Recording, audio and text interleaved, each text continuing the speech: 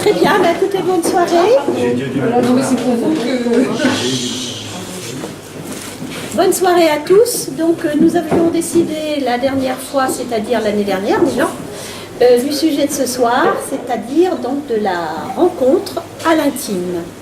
Ce qui laisse présager beaucoup de choses, donc que la rencontre se passe bien, on peut le supposer, et qu'il se passe quelque chose, et que se passe-t-il pour que la relation, la rencontre bascule dans autre chose, et dans quoi? Est-ce que vous avez une idée? Est-ce que vous avez une expérience? Est-ce que vous avez des choses à dire à ce niveau-là?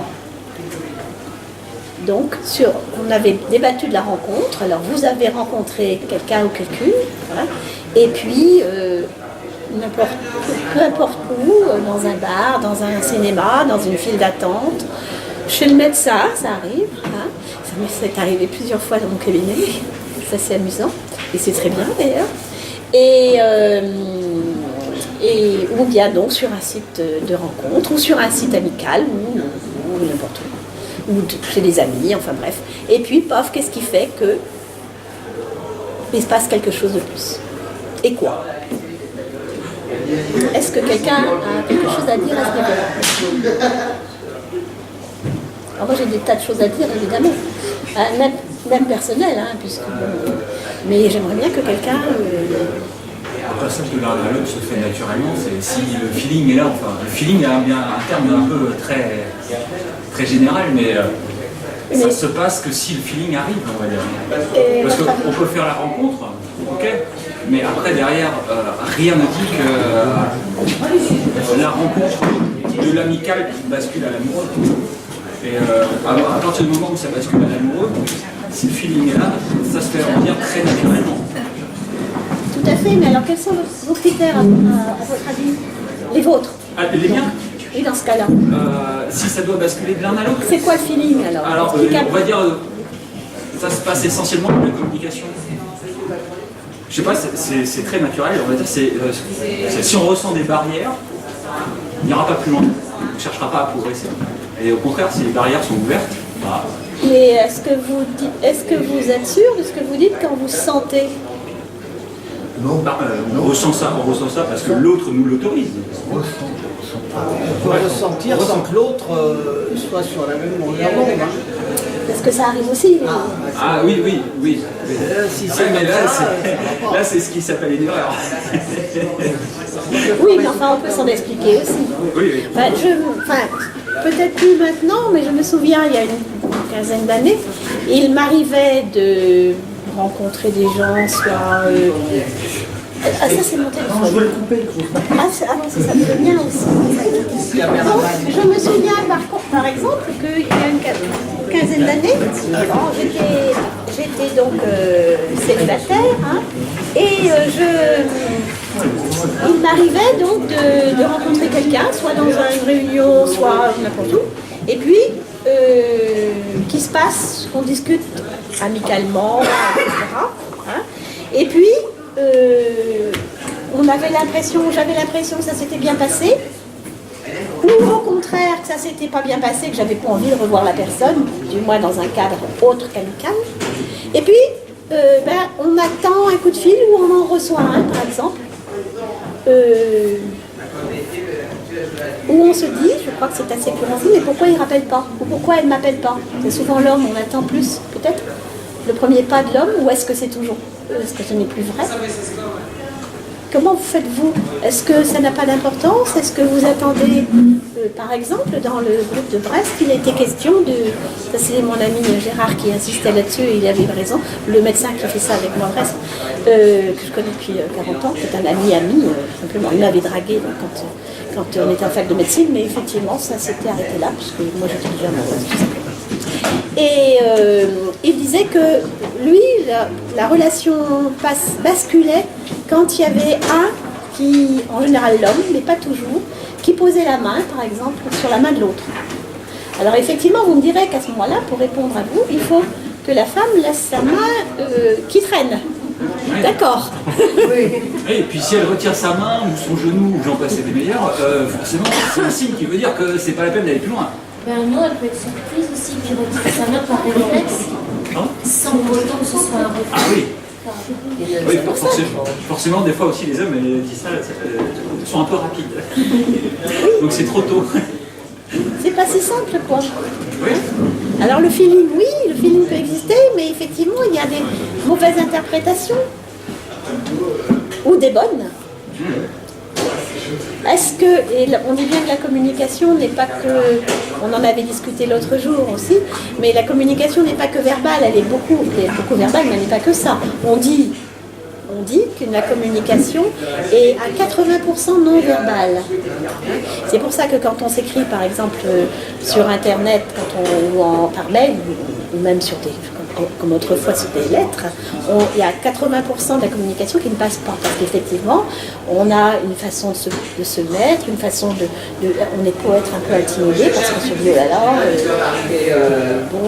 j'en ai marre de rencontrer, excusez-moi, des gens pas intéressants, ou inversement, qui sont pas, je ne suis pas assez bien pour eux, ou tout ça. Je leur plais pas, ou on me trouve moche.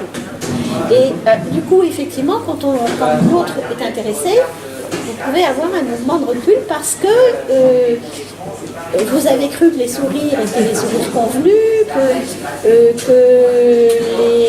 les mots d'humour, ils n'étaient pas toujours obligatoirement adaptés. Ça aussi, l'humour, c'est quelque chose de difficile à manipuler. En fonction, parce qu'on peut rire avec les amis, des gens qu'on connaît, mais rire avec des inconnus, pas toujours évident, parce que il faut mieux se méfier, parce que vous pouvez choquer. Hein? Donc tout ça, c'est compliqué. Hein? Et effectivement, et je crois que mon ami Gérard a raison, l'un des premiers gestes, c'est peut-être effectivement toucher. Et on apprend beaucoup de choses en touchant. Mais un premier rendez-vous, on ne va pas toucher si on boit un café, non? Je ne sais pas. C'est une question que je pose. Qu'est-ce qu'on fait? Pourquoi pas, oui. Et après, qu'est-ce qu'on fait? Ça sort naturellement. C'est professionnel, je pense. On peut se prendre une baffe aussi. Mais si on ne prend pas de risque, hein, il n'y a que ceux qui ont commencé, il n'y a que ceux qui n'ont pas joué qui... Quand on ne risque rien. Tous ceux qui ont joué ont gagné. Hein. Voilà. Non, tous ceux qui ont gagné ont joué. Il faut jouer pour emporter, il faut risquer pour gagner. Voilà, aussi. Hein, donc, bon, alors si vous ne touchez pas, comment vous faites? Vous prenez un café avec la demoiselle, d'accord? Je ne touche pas parce que je sens que ça ne va pas. Elle est fermée, elle attend. Elle attend, si elle attend, c'est qu'elle attend quelque chose qui se passe. Le regard. Ouais, avec les yeux. Oui, c'est sûr. Quand on n'a pas envie de revoir quelqu'un, c'est sûr qu'on fuit le regard. Mais je dirais avant la rencontre physique, il y a souvent, et de plus en plus maintenant dans nos générations, des rencontres épistolaires. On est plutôt sur de l'écriture, et ça peut durer un moment aussi, parce qu'on n'est pas forcément aussi l'un à côté de l'autre. Ça déclenche déjà pas mal de choses. Oui, mais on avait dit l'autre fois qu'il y a aussi des mensonges à ce niveau-là. Ouais. Notre téléphone aussi, bien sûr. Mais la voix, il y a plein de choses. Oui, mais tout ça, ça prépare la rencontre, effectivement. Mais une fois que la rencontre physique est faite, je dis, moi je parlais plutôt de la rencontre, enfin je pense qu'on a franchi un petit peu tout ça et qu'on est en face l'un de l'autre. Et comment est-ce que vous arrivez à vous dire, j'aimerais bien avoir peut-être une histoire ou un coup d'asseoir, après peu importe. Oui, mais comme dit ma voisine, là, quand c'est sur Internet, la rencontre épistolaire, elle dure un certain temps, et au bout d'un certain nombre de conversations, on décide de se rencontrer. Alors, soit c'est la femme qui le propose, soit c'est l'homme, mais avant, il y a eu une connaissance écrite pendant un temps donné. Ça dépend. Non. Ça dépend pour certaines personnes, au contraire, c'est. On cherche à se connaître un tout petit peu, puis on se dit, le blabla par internet, ça va bien, on soupe très rapidement. On dit on s'appelle très rapidement, parce que de toute façon, la voix donne l'émotion des personnes. Et ça, derrière, après, justement, avec la voix, on se dit, tiens, on se fait un petit peu plus ou pas, et à la suite, on choisit de se rencontrer ou non. Mais Pour certaines personnes, c'est ça. Certes, on s'écrit un tout petit peu. On voit, comme vous dites, vu que ça fait que 20%, au final, Mais si on nous, fait, que 20%, par c'est pas exemple- très très grave. Mais après, avec la voix, on a déjà au moins 80%, et puis après, le reste se fait au fur et à mesure. Quoi. Mais, encore une fois de plus, même dans la voix, il y a des signes qui font qu'on peut se rendre compte que la personne vous intéresse ou non. Oui, une voix, c'est important. Parce qu'il y a la verbalisation, il y a l'émotion qui est transmise dans la voix, il y a au moins ces deux choses-là. Il y a le sourire ou pas. Oui, même au téléphone, le sourire, il retranscrit. Hein. La fonction d'intonation, effectivement, qui est très différente. Oui, tout à fait, bien sûr. C'est une étape. Mais là, donc, nous sommes face à face. Alors, combien de temps Face à face, justement, c'est soit le visage il est fermé, comme vous disiez, bon, vous savez que c'est pas la peine, de toute façon. Bon. Oui, s'il n'y a pas de dialogue, à mon avis, si on ne sait pas. Oui, mais vous n'êtes pas arrivé par hasard. Si vous avez déjà discuté un temps soit peu, vous savez très bien, vous avez ou pas des sujets de conversation communs. Si vous n'en avez pas, enfin, je crois que ça m'est jamais arrivé de me trouver devant un mur. Si on accepte une rencontre, c'est qu'on a quand même un minimum de trucs. Après, ça passe ou ça passe pas. Mais on sait au moins si on va parler de ses chiens, de la nature, de ses ex, ou bien, enfin les ex, non. Bon, mais je sais pas. Malgré tout, c'est la rencontre qui détermine tout. Oui, c'est la rencontre en Qui réel. détermine tout. C'est pour ça qu'il ne faut pas passer des heures au téléphone à se raconter sa vie, parce que quand on arrive face à face, on n'a plus rien à dire. On n'a pas envie de parler. Au bout de combien de temps, en général, en fonction de vos expériences à tous, vous avez rencontré justement? Est-ce que c'est 8 jours, 3 jours, 2 jours, 6 mois? C'est rapide quand même, une semaine. Une à 2 semaines de 6 mois. Oui, mais en fonction de la distance, justement. On peut toujours s'arranger. C'est pas la peine d'aller discuter avec quelqu'un qui a 10 000 Dans km. le mois, oui. Oui, donc c'est pas 6 mois après. Bon, donc nous sommes effectivement, on a décidé de rencontrer. Donc en supposant que la voix au téléphone était déjà bonne, Bon, tout ça s'est qu'il y a passé. eu un bon échange, il y a déjà eu un sourire, donc forcément là on arrive, on ne peut que sourire. Parce que l'un et l'autre, ça va à peu près, on va dire sur quoi ils vont tomber. C'est ça. Parce que sauf s'il y a eu tromperie, on va dire, sur la marchandise, si la Ça, photo n'était c'est pas quand même très réaliste, fréquent. voilà. C'est quand même très fréquent. Ouais, ça arrive, ça aussi. Donc là, si forcément ça se ferme, bon, c'est que la photo n'était pas réaliste, bon, voilà. Bon, Quelle date ouais, de attend ça, c'était le mensonge, c'était la fois d'avant. Mesdames, Donc, vous passerez tromperie sur la marchandise. Ça, c'est après. ça, ah ouais, non, attention, ça, non. On n'est pas obligé d'aller dans ce genre de détails. Pas tout de suite. Donc on en arrive là, il y a le sourire. Bon, oui, c'est le regard. C'est le regard qui fait aussi que on sent que ça pétille, il y a quelque chose qui permet de penser qu'on peut aller au-delà. Oui, il y a tout ça. Le regard, le sourire, On peut tout c'est une ça. espèce d'alchimie qui fait que de toute façon, comme on dit, le feeling il passe. C'est cette alchimie dans le regard, comme vous disiez, bon à la limite, il y a le regard, le sourire, le toucher. Si par exemple on met la main et puis qu'on touche, quelle que soit la partie du corps, bien sûr, sauf si c'est un peu trop posé, mais quelle que soit la partie du corps, si le sourire est encore là, dites, la porte est ouverte. Oui, mais bon, il faut tenter le coup, hein, de toute façon. Effectivement. Oui, je pense que vous avez raison, c'est une alchimie. Et je crois qu'on peut dire aussi qu'on se trouve bien là-haut. Là, on trouve qu'on est naturellement, au lieu de se dire, bon, qu'est-ce que j'ai fait, comment j'ai pu accepter une invitation pareille, c'est pas possible, etc. Oui, mais dans ces cas-là, la discussion ne dure pas des heures. Non. La discussion ne dure pas des heures. Alors, comment expliquez-vous donc ce que je disais tout à l'heure, c'est qu'il y a apparemment un certain nombre de personnes me connaissent quand même toujours, y compris dans les très jeunes. Comment est-ce que vous avez passé un moment ensemble? Ça s'est bien passé, apparemment, du moins. Hein, il n'y a pas eu de main touchée vraiment, mais quand même des sourires, tout ça, etc. Et puis, donc, la femme attend un coup de fil. Il n'y a rien. Ou pas, ou 3 jours après, ou elle appelle ou elle envoie un SMS, merci, quelque chose de banal, faut pas trop en faire non plus. Et puis, soit pas de réponse, soit ou il y a une discussion qui reprend, et puis on se revoit une deuxième fois, ou alors est-ce que c'est la première fois déjà qu'on sait? Il y a un moment aussi que c'est la fin de la rencontre, quand on se revoit, logiquement. Et à ce moment-là, on se rend compte, on voit s'il y a on sent. Je sais pas. Pour moi, ça, effectivement, c'est naturel. On doit le sentir que c'est naturel, mais apparemment, on se trompe quand même aussi. Et là, vous, au bout de la première fois, en général, quand on s'est rencontrés, donc on parle d'une rencontre réelle, est-ce que vous avez touché? Est-ce que vous avez... pour moi, je trouve que le toucher, c'est sacrément important. Hein, parce que si vous avez une mauvaise impression, il y a le sourire, on a parlé des yeux. Et l'autre jour, quelqu'un a aussi parlé, moi j'avais parlé du toucher, enfin c'est mon ami qui avait parlé du toucher.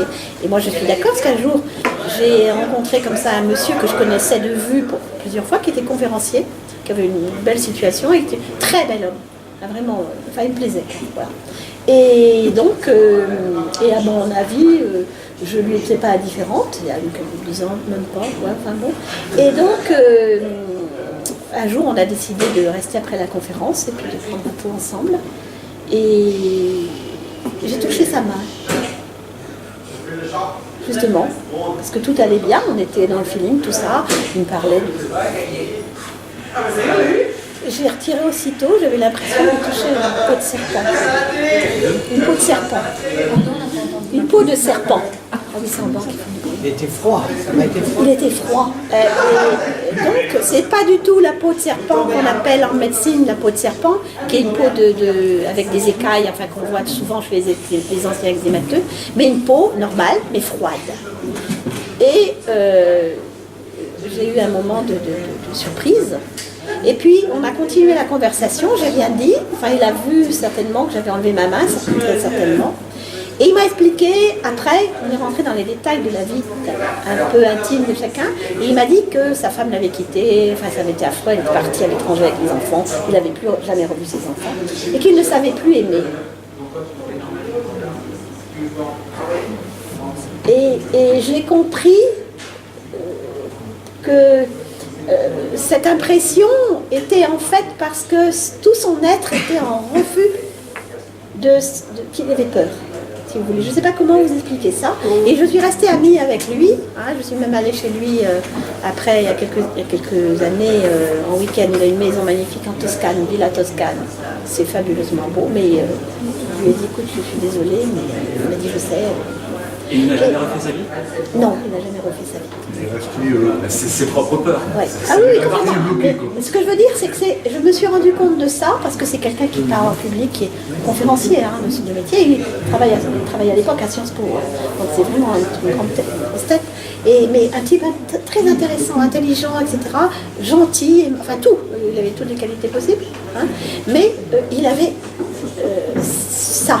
Et donc je crois donc le toucher pour moi c'est sacrément important. Parce que si je ne l'avais pas touché, ça se serait passé plus tard et là j'aurais été sacrément embêtée. Si on n'a pas envie de toucher, c'est pour la peine d'aller plus loin. Non mais là je l'ai fait. Mais justement, on revient. Et l'autre jour, donc, il y avait une dame qui racontait aussi l'histoire suivante, c'est qu'elle avait été aussi une dame tout à fait charmante qui est chaque fois à Brest, qui racontait l'histoire suivante. Un jour, elle avait rencontré donc un monsieur qui lui plaisait beaucoup, un ami qu'elle connaissait depuis un moment. Et un jour, il lui a dit, bon écoute, je suis partie, je suis pas là ce week-end, mais si tu veux, viens. Je te laisse les clés dans la boîte à lettres, et puis installe-toi et j'arriverai dans la soirée. Bon, alors ils se connaissaient quand même assez bien, mais il ne s'était jamais rien passé, hein, parce que eux avaient été mariés avant, enfin bref. Et donc elle arrive chez lui, trouve les clés, et elle se promène dans sa maison, partout, elle dans le salon, elle voit la vie de cet homme qu'elle connaissait quand même un peu, mais pas de façon intime. Elle va dans un salon ultra moderne, paraît-il très chic, bon. Et puis elle cherche, elle nous a expliqué, elle cherche les livres. Parce qu'elle lit, c'est une femme qui aime beaucoup la lecture, assez cultivée apparemment. Et elle ne trouve pas, alors elle dit bah, je ne vais pas dû trouver, je vais pas dû voir, alors elle regarde, même dans la cave, dans le sous-sol, dans le garage, dans sa chambre, elle trouve que des livres d'automobile, des revues d'automobile. Et puis elle va dans la salle de bain. Dans la salle de bain, il y avait plein de crèmes. C'est elle qui raconte, hein. Moi je ne pose pas de critique, je ne pose pas de jugement. Des crèmes de toilette, des mousses bidules, des machins. Bon. Et il est arrivé peu de temps après, parce qu'elle était venue pour se faire... Voilà, vous comprenez ce que je veux dire? Pour se faire sauter, quoi, pour parler français. Hein. Et elle n'a pas pu, elle a dit non, écoute, je suis désolée, mais là on ne peut pas, c'est pas possible. Ils sont restés amis et puis c'est tout. Il ne s'est jamais rien passé.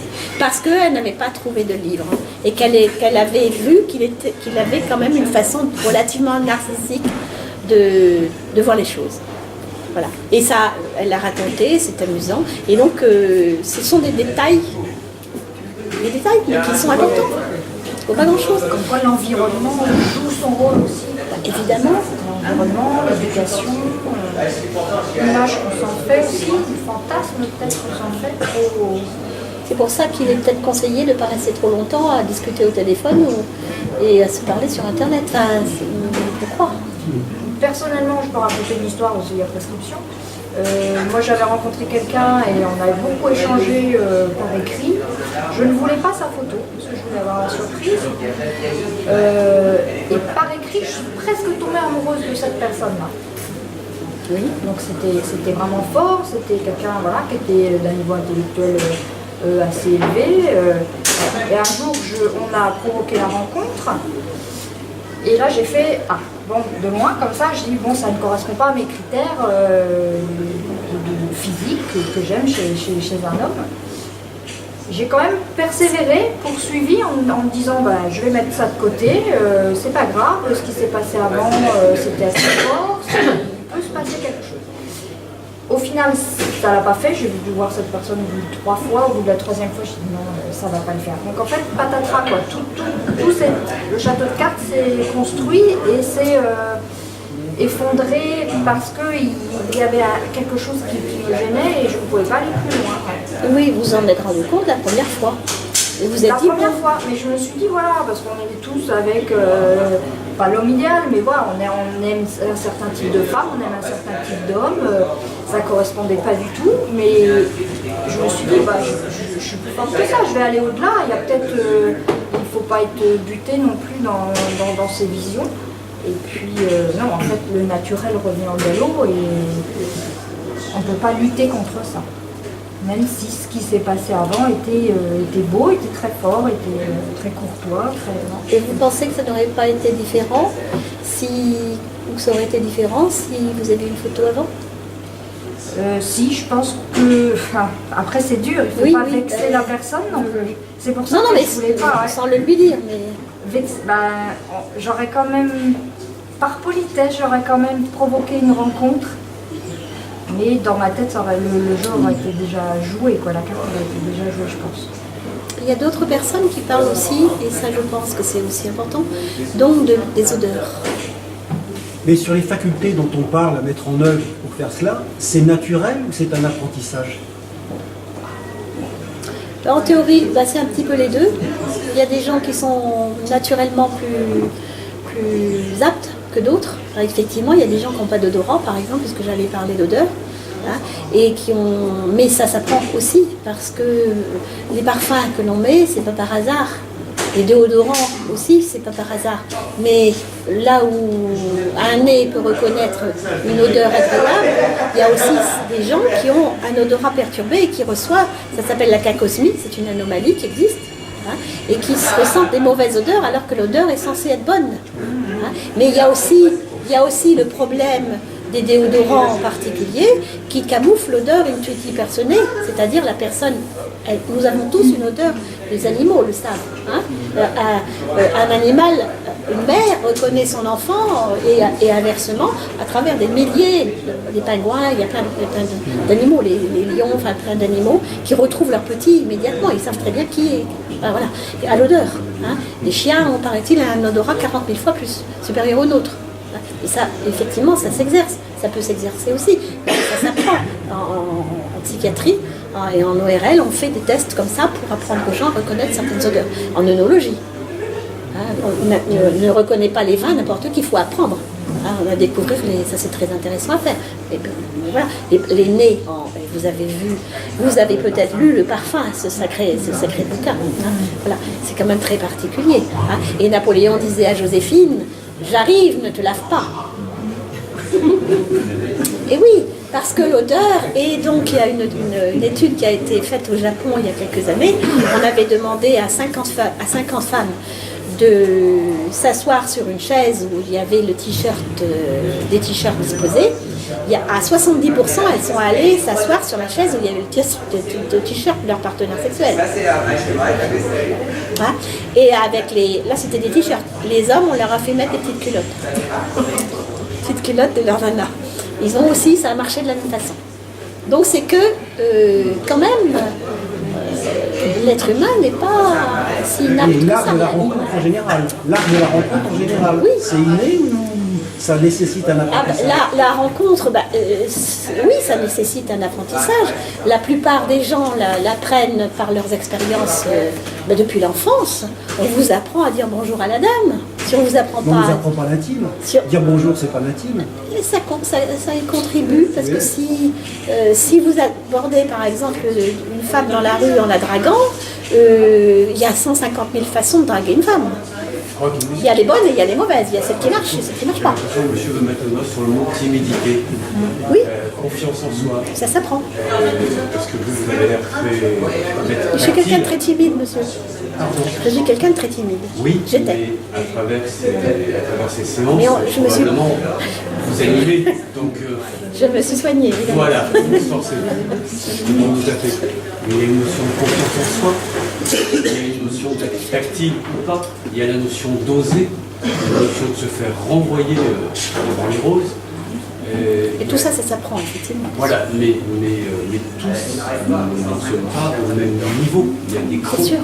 Et la timidité freine terriblement la première rencontre. Il faut aller au-delà de soi-même quand on rencontre quelqu'un qui et c'est pour ça qu'il faut, comme je disais tout à l'heure, ou comme disait monsieur, et tant pis, si ça casse, au moins on va. Voilà, on y va. C'est ce que je me suis dit moi en terminale au lycée à Kérichen à Brest. Si tu veux avoir ton bac avec une mention, ma fille, tu oses lever la main en anglais. Et mes notes sont passées de 9 à 16. Parce que, effectivement, je ne veux pas les et puis voilà. Et puis c'est la même chose, la timidité. Hein. C'était ça. Et ça s'apprend. Moi, je me suis débrouillée seule, puis après, j'ai fait beaucoup de formations de par mon métier. Voilà. Hein. Mais j'ai appris à animer ça s'apprend, à animer les réunions et tout. Enfin, ça, c'est encore autre chose. Mais c'est vrai que la timidité, mais c'est bien aussi de ne pas être.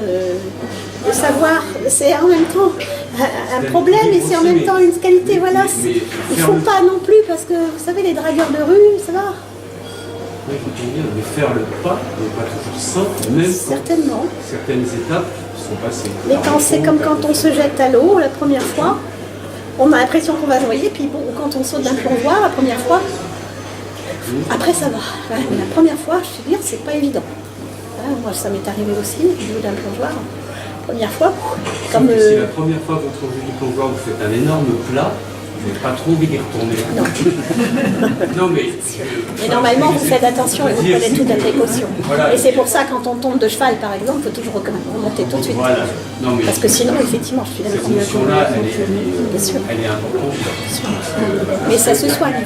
Enfin, ça se soigne. C'est pas la peine, obligatoirement, d'aller voir un spécialiste de la timidité, ça n'existe pas d'ailleurs, ni même un psychologue, mais effectivement il y a des techniques qui peuvent s'apprendre pour apprendre à savoir séduire, parce que savoir séduire, ça s'apprend. Il y a des gens qui le font assez naturellement, mais c'est pareil, c'est pas vraiment naturel, parce que on peut l'apprendre dès l'enfance à séduire. Qu'est-ce que ça veut dire séduire?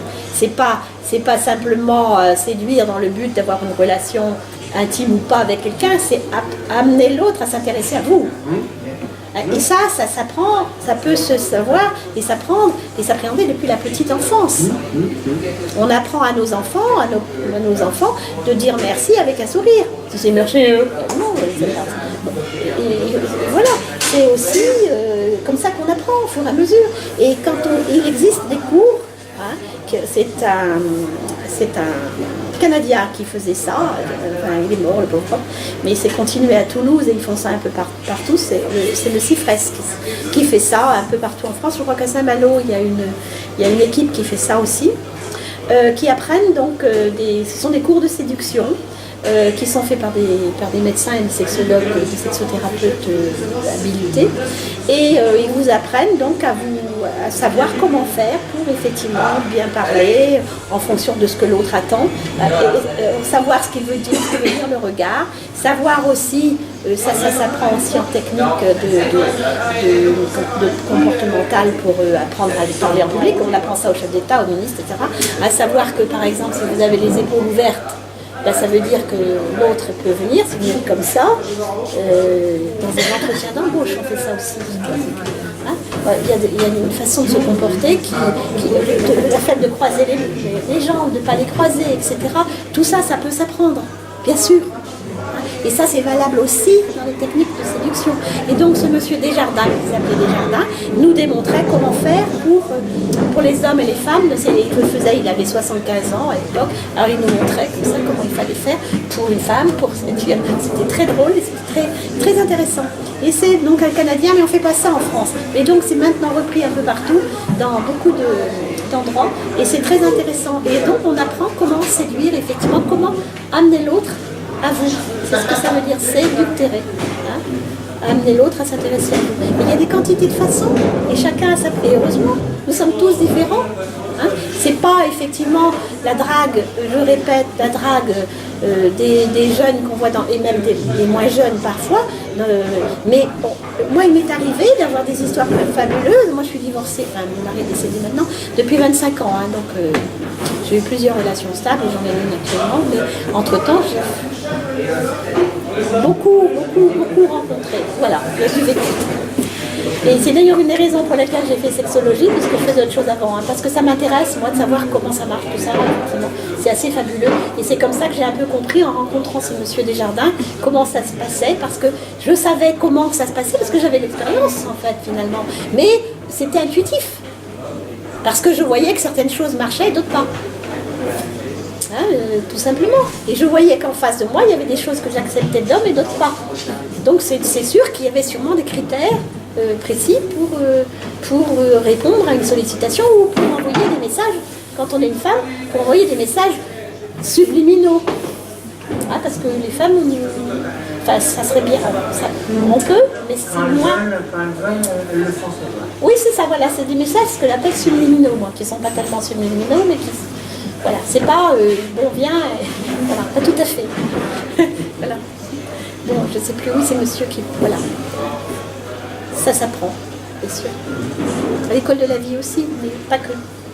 Donc je crois qu'ils font ça à Saint-Malo. C'est très intéressant. Je crois que c'est Saint-Malo le plus proche. Voilà. Ensuite, donc, le toucher, l'odeur, la vue, on a parlé du regard tout de suite. Hein. Qu'est-ce qui manque? L'ouïe. Bon, les paroles, ça peut. Et la voix. Hein. Voilà. Et c'est tout, il ne manque plus. Donc tout ça, vous fait décider quoi? Ou c'est une fermeture et bon, on ne se revoit pas. Ou bien, il se passe quelque chose. Et alors à ce moment-là, qu'est-ce qui se passe? Donc monsieur, vous disiez tout à l'heure qu'on se faisait la bise en partant. Oui, donc là, on sent s'il y a un petit rapprochement ou pas. C'est une ouverture, vous disait Michel Blanc.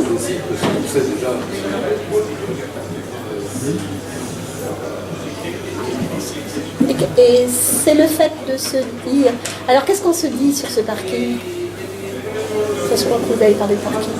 Donc on se fait la bise et puis... On se dit au revoir ou pas? On prend tout de suite le rendez-vous. Mais on sait, de toute façon, si on se rappelle ou si on ne se rappelle pas. Moi j'ai toujours. Non, l'un des deux, c'est. Le vrai problème, il est là. C'est que si les deux ne peuvent pas se rappeler, c'est assez simple. Bientôt, les deux peuvent se rappeler, c'est encore plus simple. Mais le problème, c'est que dans 99% des cas, il y en a un des deux qui ne veut pas rappeler. Enfin, Ça veut dire que 99% des rencontres se passent mal alors. dans le cas, moi j'ai eu la chance de faire connaître qui peut faire un autre, et je me suis aperçu que c'était pas si simple que ça. Alors moi j'ai un truc bateau. On se dit à très bientôt. Et s'il y a un sourire derrière, bon, je dis ça y est. Ça veut dire que c'est bon. Ça peut être un sourire de politesse. Ça, c'est ce que tu.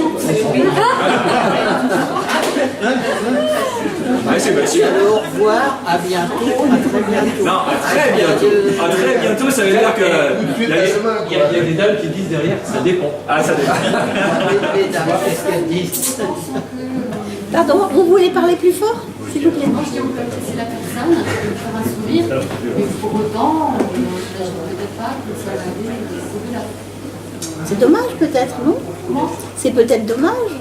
Si on apprécie la personne. Peut-être, ça dépend. On peut apprécier certains côtés et d'autres. Ah oui. On sait que ça ira pas. Alors Il y a des pourquoi? choses qui sont. C'est dommage. Et pourquoi on le dit pas alors en fait? Pourquoi on le dit pas que bah non, je suis désolée. Parce qu'on ne veut pas vexer. Mais si, mais Bah non, mais je crois que c'est pas non. Tout le monde ne le dit pas. Il y a très peu de gens qui arrivent à être honnêtes dès la première rencontre. je sais pas, moi je crois que c'est un moment ou jamais. Ça sert à rien si on n'a pas de certitude. C'est pas la peine de laisser de l'espoir à la Ça fait partie de la timidité aussi, de ne pas oser dire les choses. Pourtant, la franchise, c'est une qualité. Mais ça dépend si vous dites. C'est pas donné à tout le monde. Non, mais c'est de l'honnêteté. Il vaut mieux être franc et dire clairement non, ça passe pas. Bah oui, carrément. Parce que faire imaginer à l'autre quoi que ce soit, ça sert à rien. Et au contraire, on n'est pas en cohérence, on n'est pas du tout en cohérence avec soi-même quand on laisse un doute. Vaut mieux tout de suite dire les choses. C'est une histoire de cohérence avec soi. C'est soit on est cohérent et on dit bon bah tu as certainement des qualités, mais ce ne sont pas les miennes. Point. On peut quand même dire, voilà, on peut quand même dire, tu es quelqu'un d'intéressant, mais. Voilà. Mais on peut dire. Non, sans mettre mais, parce que le mais c'est toujours très négatif. Cependant. Voilà. Parce que le mais c'est ouais, t'es super intéressant. Il a dit mais et là c'est la déferlante. Non, mais on n'est pas obligé de dire. Sans dire de mais tout simplement ça ne passe pas. Néanmoins, il y a tout calé sur les termes, mais bon, mais toutefois, cependant, vous pouvez les mettre là, et puis de toute façon, ça blessera quand même la personne. De toute façon, si l'autre personne est intéressée par vous et que vous lui disiez ou pas, vous ne voulez pas la revoir, il sera déçu. Et vous ne pouvez pas éviter. Forcément. Oui, c'est la manière de dire. De toute façon, voilà. Mais voilà, ce qu'il faut, c'est essayer de faire passer les choses le plus simplement possible. Mais de toute façon. on n'est pas de sauvage. Ah, on n'est pas des sauvages, mais c'est encore une fois de plus être cohérent avec soi. C'est. Bon, alors d'accord. La première rencontre s'est bien passée. Sur le parking, donc on s'est dit au revoir, à très bientôt, c'est ça? À très bientôt. À très bientôt, c'est ça hein? On est d'accord? À très bientôt. Mais oui, puisqu'on se parle déjà au téléphone. Oui, sauf si c'est dans un bar, auquel cas effectivement on a mis un numéro sur. Enfin, je crois. Non. Donc, on s'est parlé au téléphone, c'est ça, pendant une semaine. Et puis, on s'est fait la bise sur le parking, c'est ça? En se disant à très bientôt. Bon, et après, alors, qu'est-ce qui se passe? On a fixé un rendez-vous si ça s'est bien passé, et on n'a pas fixé le rendez-vous si on a. Donc voilà, donc on a déjà fixé le rendez-vous d'après? Si ça se passe bien. Oui. Bah oui, tant qu'à faire. On a chacun l'emploi du temps, je sais pas moi. Non. Non. Donc on a fixé le rendez-vous. Ah, si ça se passe bien. D'accord. Et alors, ma question est donc le sujet, c'est comment est-ce qu'on glisse? Là, on n'est pas encore dans l'intime, puisque c'est juste une deuxième rencontre, dans laquelle on va reprendre un pot, ou peut-être au restaurant, enfin. Quand est-ce que vous savez que vous allez faire et que faire? À votre avis? À tous, vos expériences. Est-ce que, par exemple... Le ressenti, le corps le demande, quoi. d'embrasser l'autre ou de toucher l'autre. C'est quelque chose d'impulsif. Oui, mais pourquoi ça se passe pas la première fois? Mais c'est trop tôt, je crois. On a besoin de se rassurer, on a besoin de connaître encore plus. Donc alors, pour poser les choses clairement, vous ne couchez, aucun d'entre vous ne couche la première fois.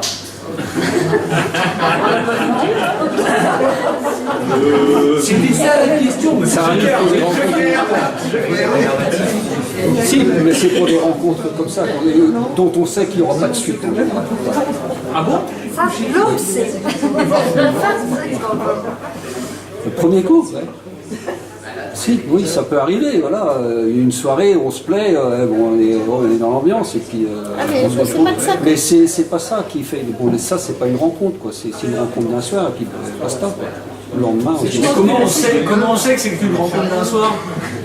je sais pas, moi je le sais et puis c'est tout. Ça me suffit. Donc, Oui. après c'est tout, c'est une pulsion. Donc il y a, Après, on peut se tromper. vraiment la femme qui est au moment de sa pulsion, elle est en profite. Mais du lendemain, Oui, mais il y a- Faut pas vexer, vous les femmes, nous les femmes, comment on fait? quand les On fait pas ça, nous. c'est tout. Ah ouais, certainement, il y a des... On se pose des questions. C'est une question, hein? Bah oui, il y a des femmes qui ont des pulsions, ils ont passé une bonne soirée. Ou bien le monsieur a su faire boire, madame, est-ce que l'alcool... Ça sera un autre sujet.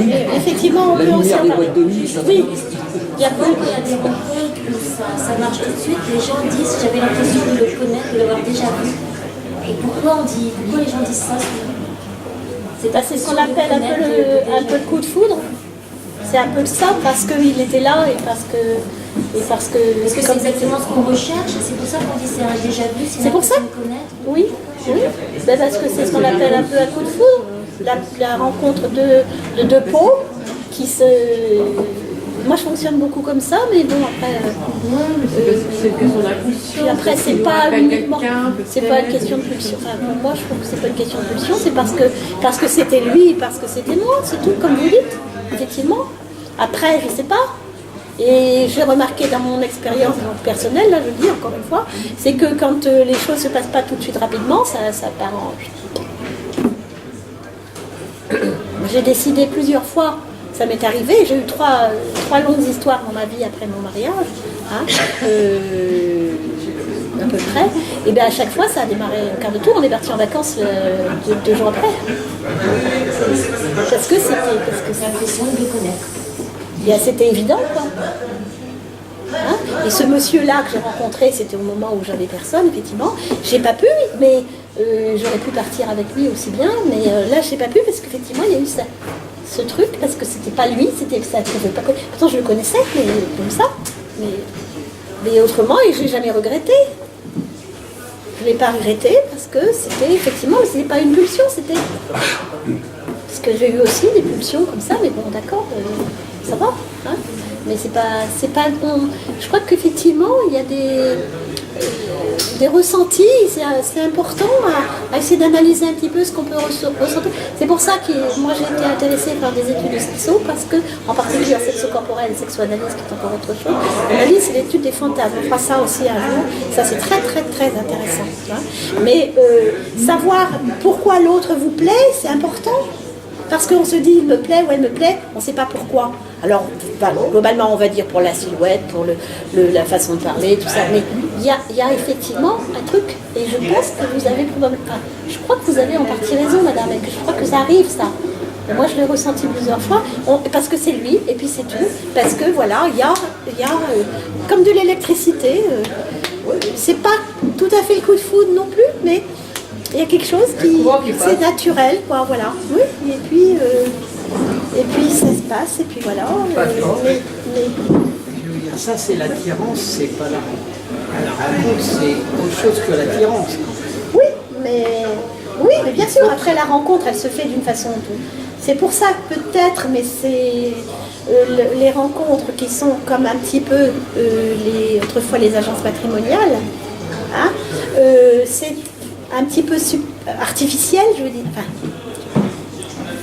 je sais pas, hein, c'est une façon de penser peut-être. Les rencontres sur Internet, enfin, Donc quand on fait une Internet, rencontre, c'est pareil, hein. oui, mais c'est exactement la même chose. C'est exactement la même chose. Voilà, hein. on cherche quelque chose. C'est du Et les matrimonial meilleures en ligne, rencontres, hein. souvent, c'est par hasard. Alors, ça peut être le hasard, Internet aussi. Hein, l'homme avec lequel je suis actuellement, c'est par Internet, mais c'est complètement par hasard. Ça m'est arrivé une autre fois d'ailleurs. Et on envoie un message pour autre chose, et puis pouf, ah bah oui, on répond, pof. Et puis pof, c'est pas comme ça. Il y a des quantités de façons de rencontrer. Hein.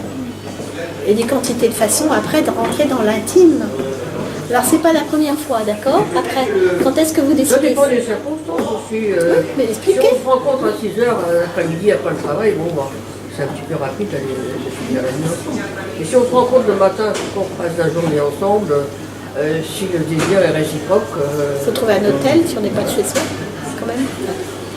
Tout dépend. Moi j'ai une amie au Havre, elle a rencontré quelqu'un comme ça le matin, dans la matinée, on passe la journée ensemble, ils sont quitter. Pourquoi pas? Ils sont rentrés dans l'intime à quel moment? Ils ont passé la nuit ensemble? Comment? Ils ont passé la nuit ensemble la première fois? Oui, ils ont passé la journée ensemble. Et donc oui, bah, c'était évident, quoi. Ils ne sont plus quittés après. Hein. Pour eux, c'était évident. Oui. Ça fait bien ensemble. C'est fait. Je pense que... Et ça peut donc commencer comme ça, parce qu'on est attiré par l'autre, et puis ça peut continuer comme pas. À partir du moment où Tout est possible, tout est imaginable.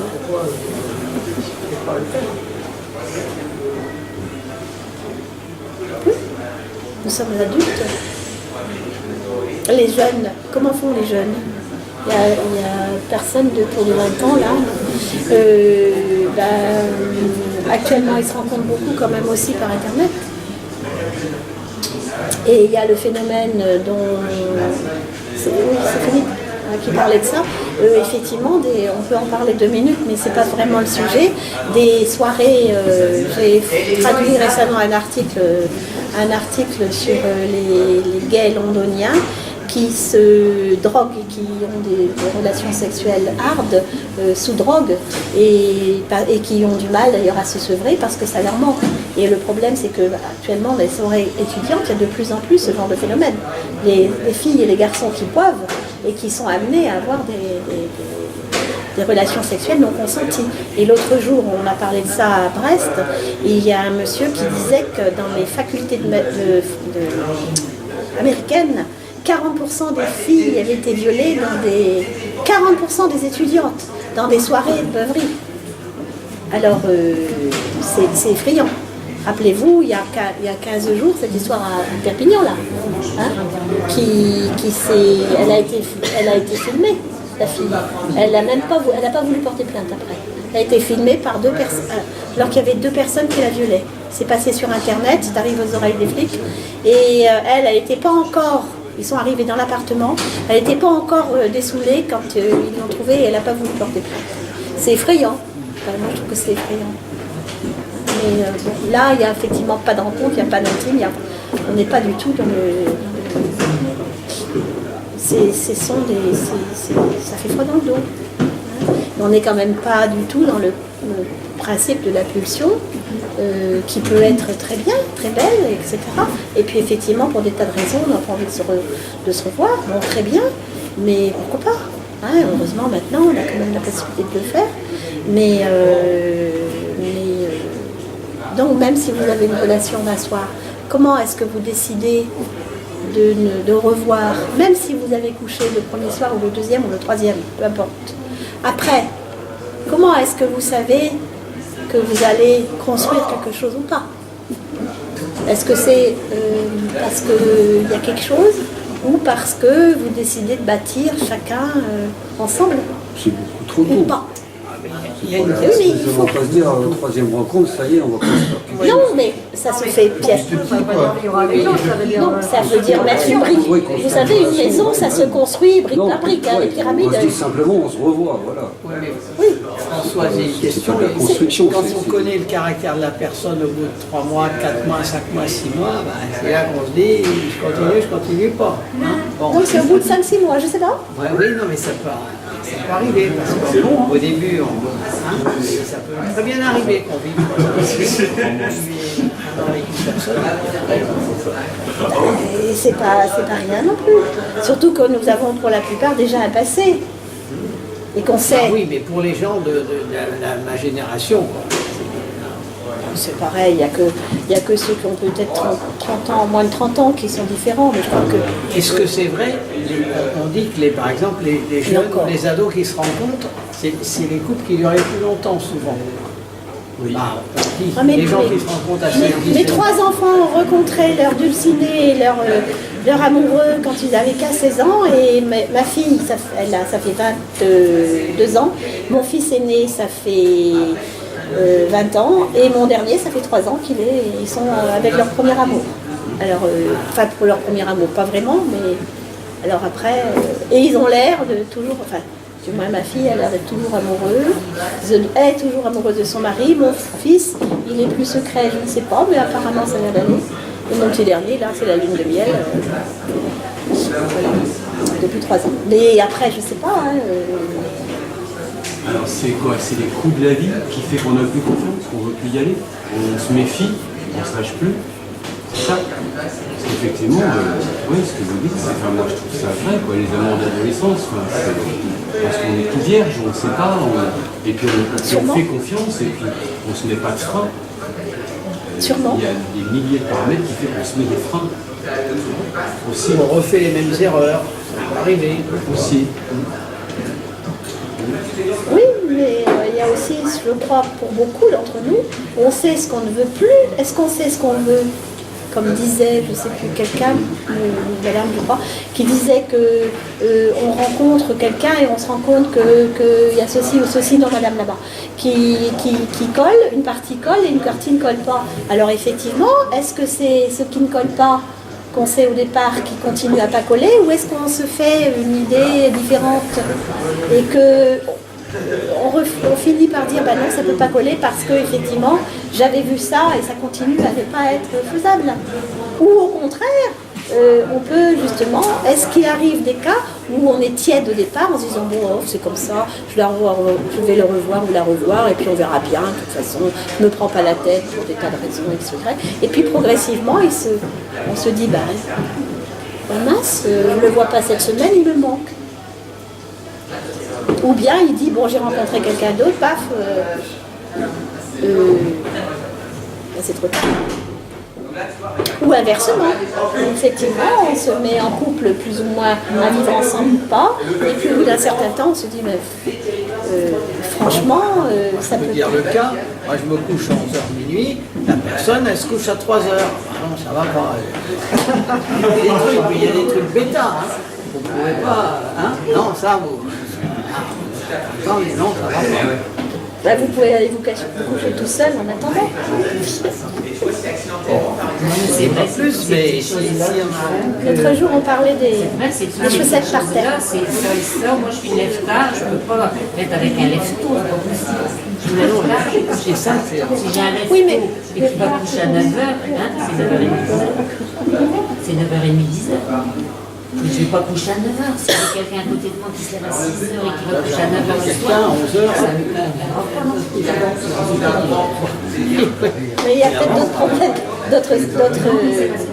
d'autres pierres d'achoppement. L'autre jour, on parlait de concessions. Hein, vous vous rappelez, on parlait de faire des concessions. Il faut savoir faire des concessions. Et en fait, j'ai trouvé le mot qui convient. C'est pas concession, parce que concession, moi je pensais que c'était négatif.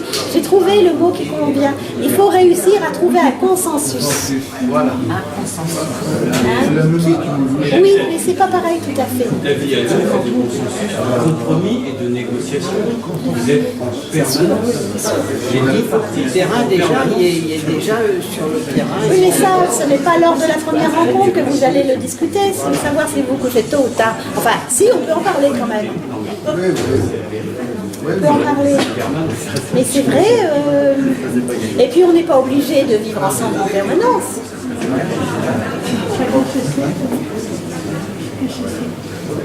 On peut n'être ensemble que pour justement partager les loisirs. Oui, mais c'est bien aussi de partager les mauvaises choses quand vous avez un coup de calcon. C'est pas mal, non? Non. Si vous avez un accident de voiture...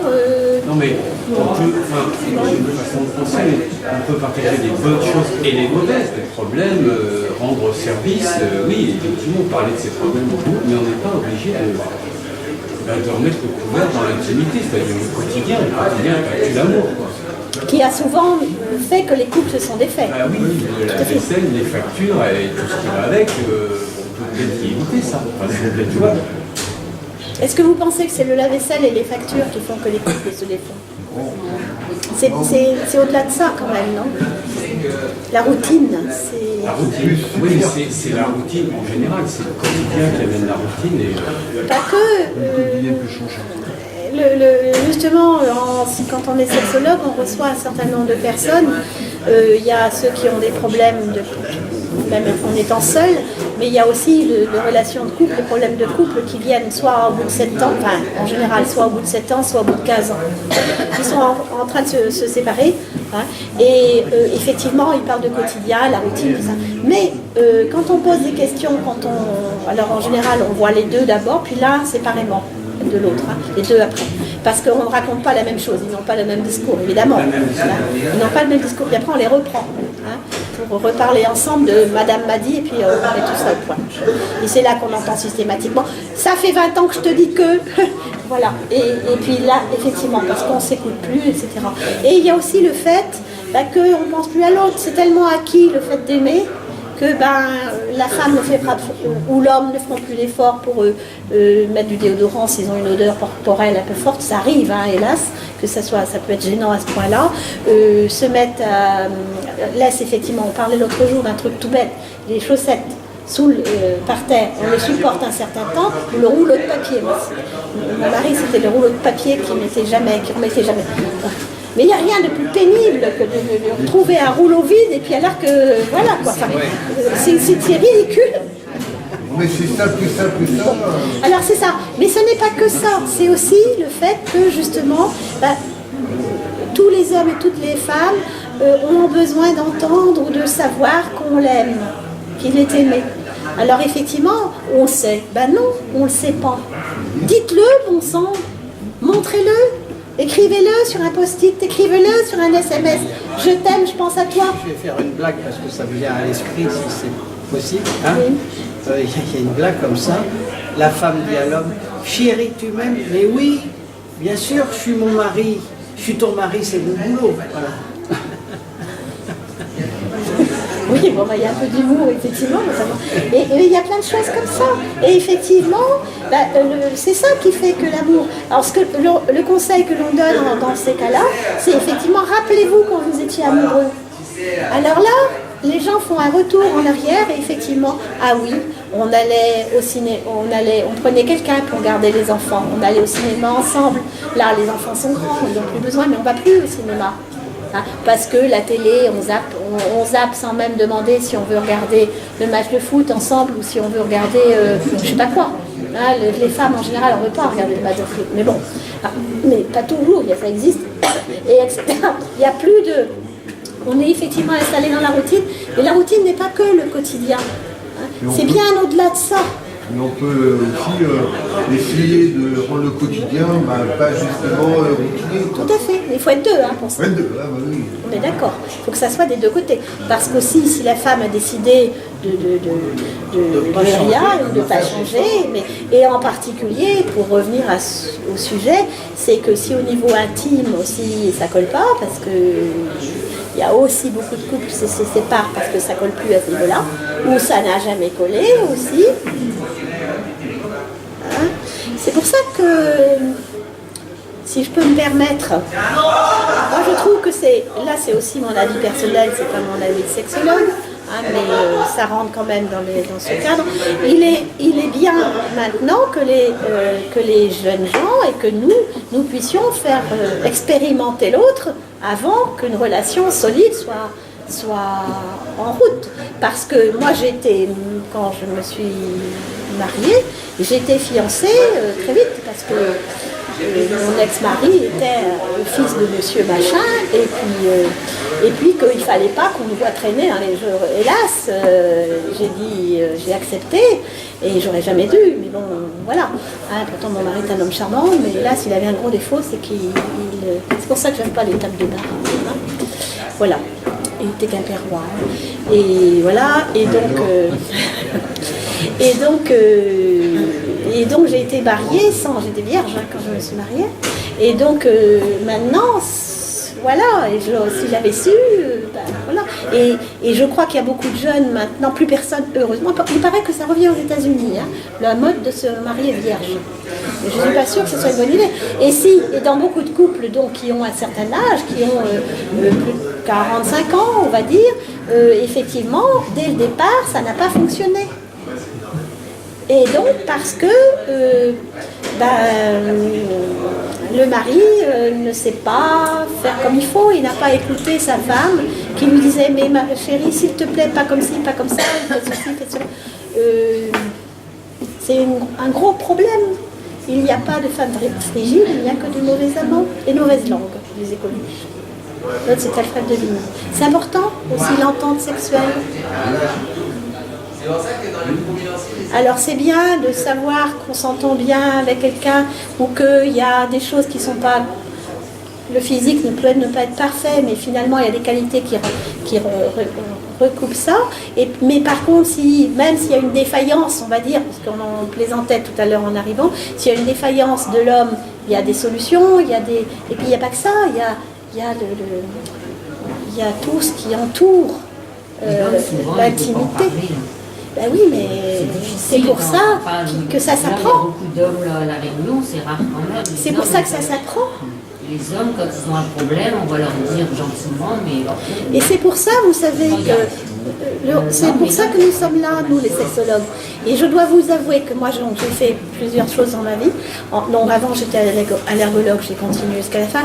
Mais j'ai fait sexo parce que ça m'intéresse, je vais l'expliquer, pour des raisons personnelles en particulier. En allergologie, on fait des choses intéressantes, beaucoup. On arrange beaucoup la vie des gens, hein, on sauve même la vie de certains, en particulier des gens qui ont des asthmes sévères, des trucs comme ça. Mais en sexologie, c'est le seul en spécialité, les gens sont revenus, les hommes, plusieurs hommes sont revenus au bout de 2 séances, revenus en me disant « Madame, vous avez changé ma vie ». Parce qu'on leur a dit 2 ou 3 petites choses comme ça, toutes simples, qui paraissent, oui, parce qu'ils ne savaient pas. Parce que on ne leur a pas dit, la femme en face ne leur a pas dit, n'a pas osé, ils n'ont pas voulu entendre. Enfin, des quantités de choses comme ça. Effectivement, nous les femmes, nous ne fonctionnons pas comme les hommes. C'est expliqué partout sur Internet, mais c'est vrai. C'est vrai. C'est compliqué, mais c'est vrai. Il y a peut-être des femmes aussi qui ne connaissent pas le fonctionnement des hommes. Je pense que ce que vous dites est aussi vrai. Il y a aussi le problème, c'est que la femme peut s'adapter au comportement de l'homme pour lui faire plaisir, mais un homme qui suit son comportement ne peut pas faire plaisir à une femme, ne peut pas donner du plaisir à une femme. Le problème est là. Hein. Le problème est là. Hein. Et c'est pour ça... Répétez, pardon. Je disais qu'une femme peut s'adapter au plaisir, au plaisir de l'homme, hein, et avoir du plaisir dans certaines circonstances que je peux vous expliquer, mais ce n'est pas le sujet d'aujourd'hui, ça sera le sujet de la prochaine fois, si vous voulez bien. Hein. Alors qu'un homme, s'il fait que en fonction de son comportement d'homme, il ne pourra pas donner du plaisir à une femme. N'importe quoi, ça. Non, c'est pas n'importe quoi. C'est un peu balèze, ce que vous dites. Ah oui. Il ne pourra pas. Excusez-moi. D'accord. Excusez-moi. Il ne pourra pas donner de plaisir à une femme. Et je veux bien m'expliquer. Vous avez une définition étroite du comportement de l'homme. Pas du tout. Non. Ah si. Ah bah non. Non. Si. Non. Si, bien évidemment. On est au moins 2. Non. Alors, qu'est-ce que vous comprenez? D'ailleurs, les deux qui sortent du lot. Qu'est-ce que vous comprenez à ce que je viens de dire? Alors, quel est le comportement de l'homme? Justement, pour moi, il n'y en a pas. Il n'y a pas de... Il y en a pas. C'est une caricature là, que vous faites. C'est un pluriel. C'est vous qui avez utilisé le mot comportement masculin. Pas moi. Non, non, pas moi. Ah non plus. Non, mais je pense qu'il faut s'adapter. Vous expliquez Tout simplement, c'est que là, c'est une question de tempo. La femme, mais c'est pour ça qu'on va parler après. Non, oui, la femme, il lui faut un certain temps, et même un temps certain pour se mettre en train. Un homme, il lui faut 10 minutes, même pas. C'est tout. Et donc, le comportement masculin normal de l'animal que nous sommes, si vous voulez, c'est mécanique, c'est 10 minutes. Mais le problème... Au niveau animal, quoi, c'est-à-dire... Il y a énormément d'hommes qui marchent comme ça encore. Oui, mais pas tous. Et quand on leur a pas expliqué... Non, et quand on leur a pas... Mais ça, c'est le comportement naturel de l'homme. Par contre, laissez-moi terminer. Par contre, quand il a réfléchi effectivement un petit peu comme vous, c'est très bien, hein, il agit un peu différemment. Hein, voilà. Et donc, pas que les préliminaires. Oui, les c'est un préliminaires, militaire tout en ça. campagne. C'est tout simplement... Comment? C'est un militaire qui est en campagne. Mais il y en a un certain nombre d'hommes comme ça. Pas tous. Mais ils ne sont pas là, effectivement, sans doute. Plus on va faire plaisir. Mais il y a énormément d'hommes, de femmes qui disent, quand je les vois moi en consultation, qui disent mais je t'ai toujours dit de prendre le temps, hein, qui sautent. Il y a énormément d'hommes, excusez-moi, qui sautent sur le sexe de la femme ou ses seins en les tricotant, alors qu'elle, elle est en train de penser à sa machine à laver qui est en... C'est terrible, hein? Et il y a toute une mise en scène, effectivement, ce qu'on appelle les préliminaires, mais qui sont qu'une partie de tout ça, hein, qu'il faut mettre en branle. La femme, par contre, quand elle est amoureuse, elle est en état de désir, puisqu'il faut utiliser le mot, permanent, d'excitation, si vous voulez même. Donc là, c'est facile, c'est faisable. Mais quand elle est plongée dans son ménage quotidien ou de son problème de boulot... Il ne faut pas vivre au quotidien, il ne faut pas la dérouler dans son ménage.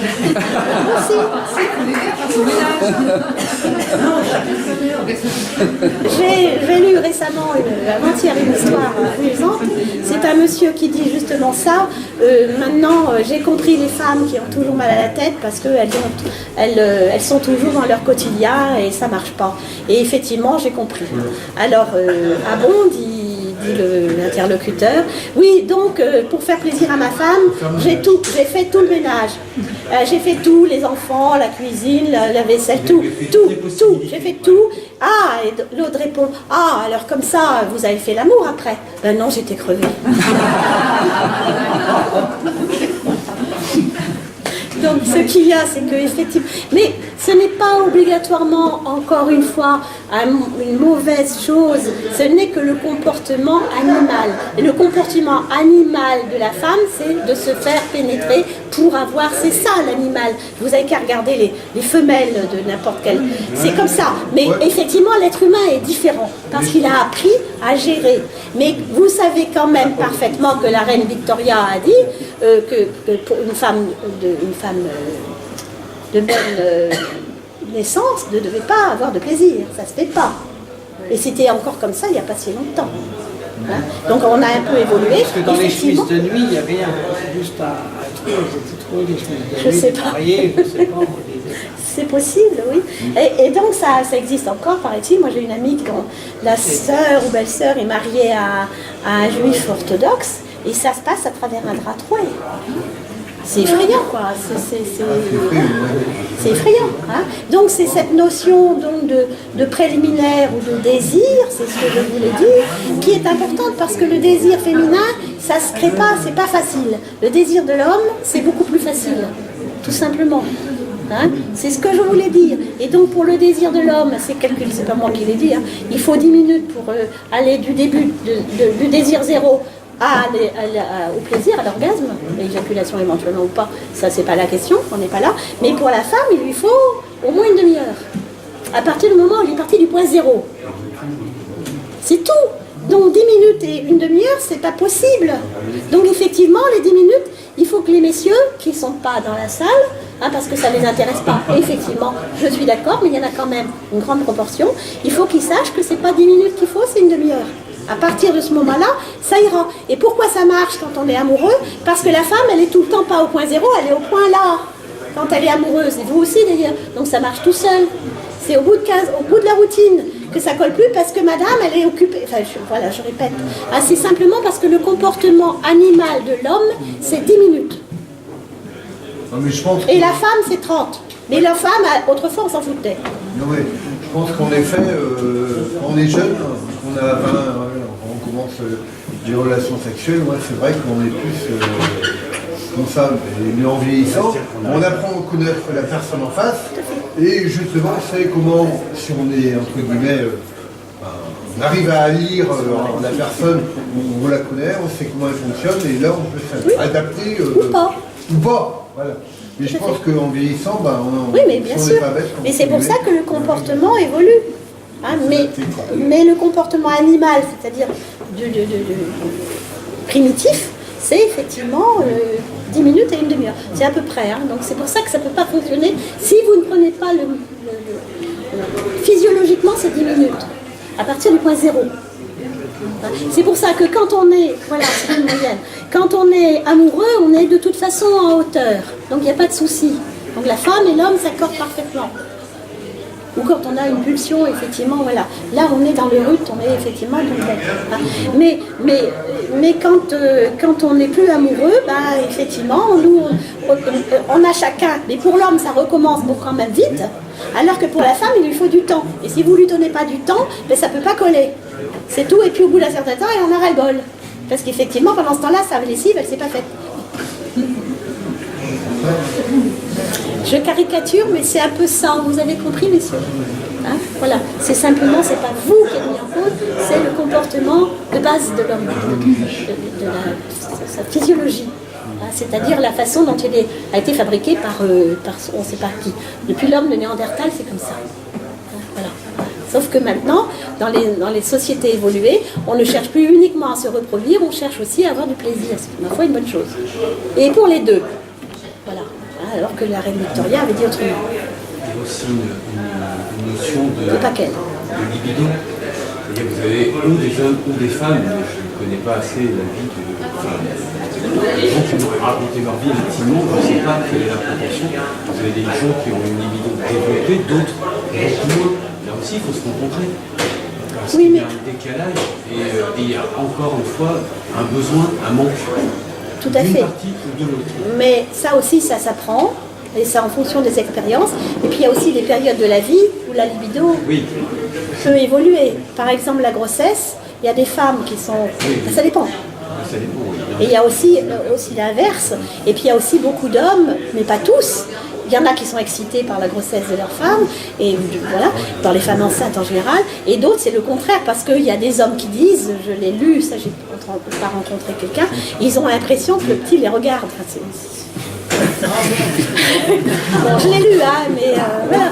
Donc il faut avoir l'imagination vive, mais voilà. Pourquoi est-ce qu'ils s'imaginent ça? C'est des fantasmes, hein.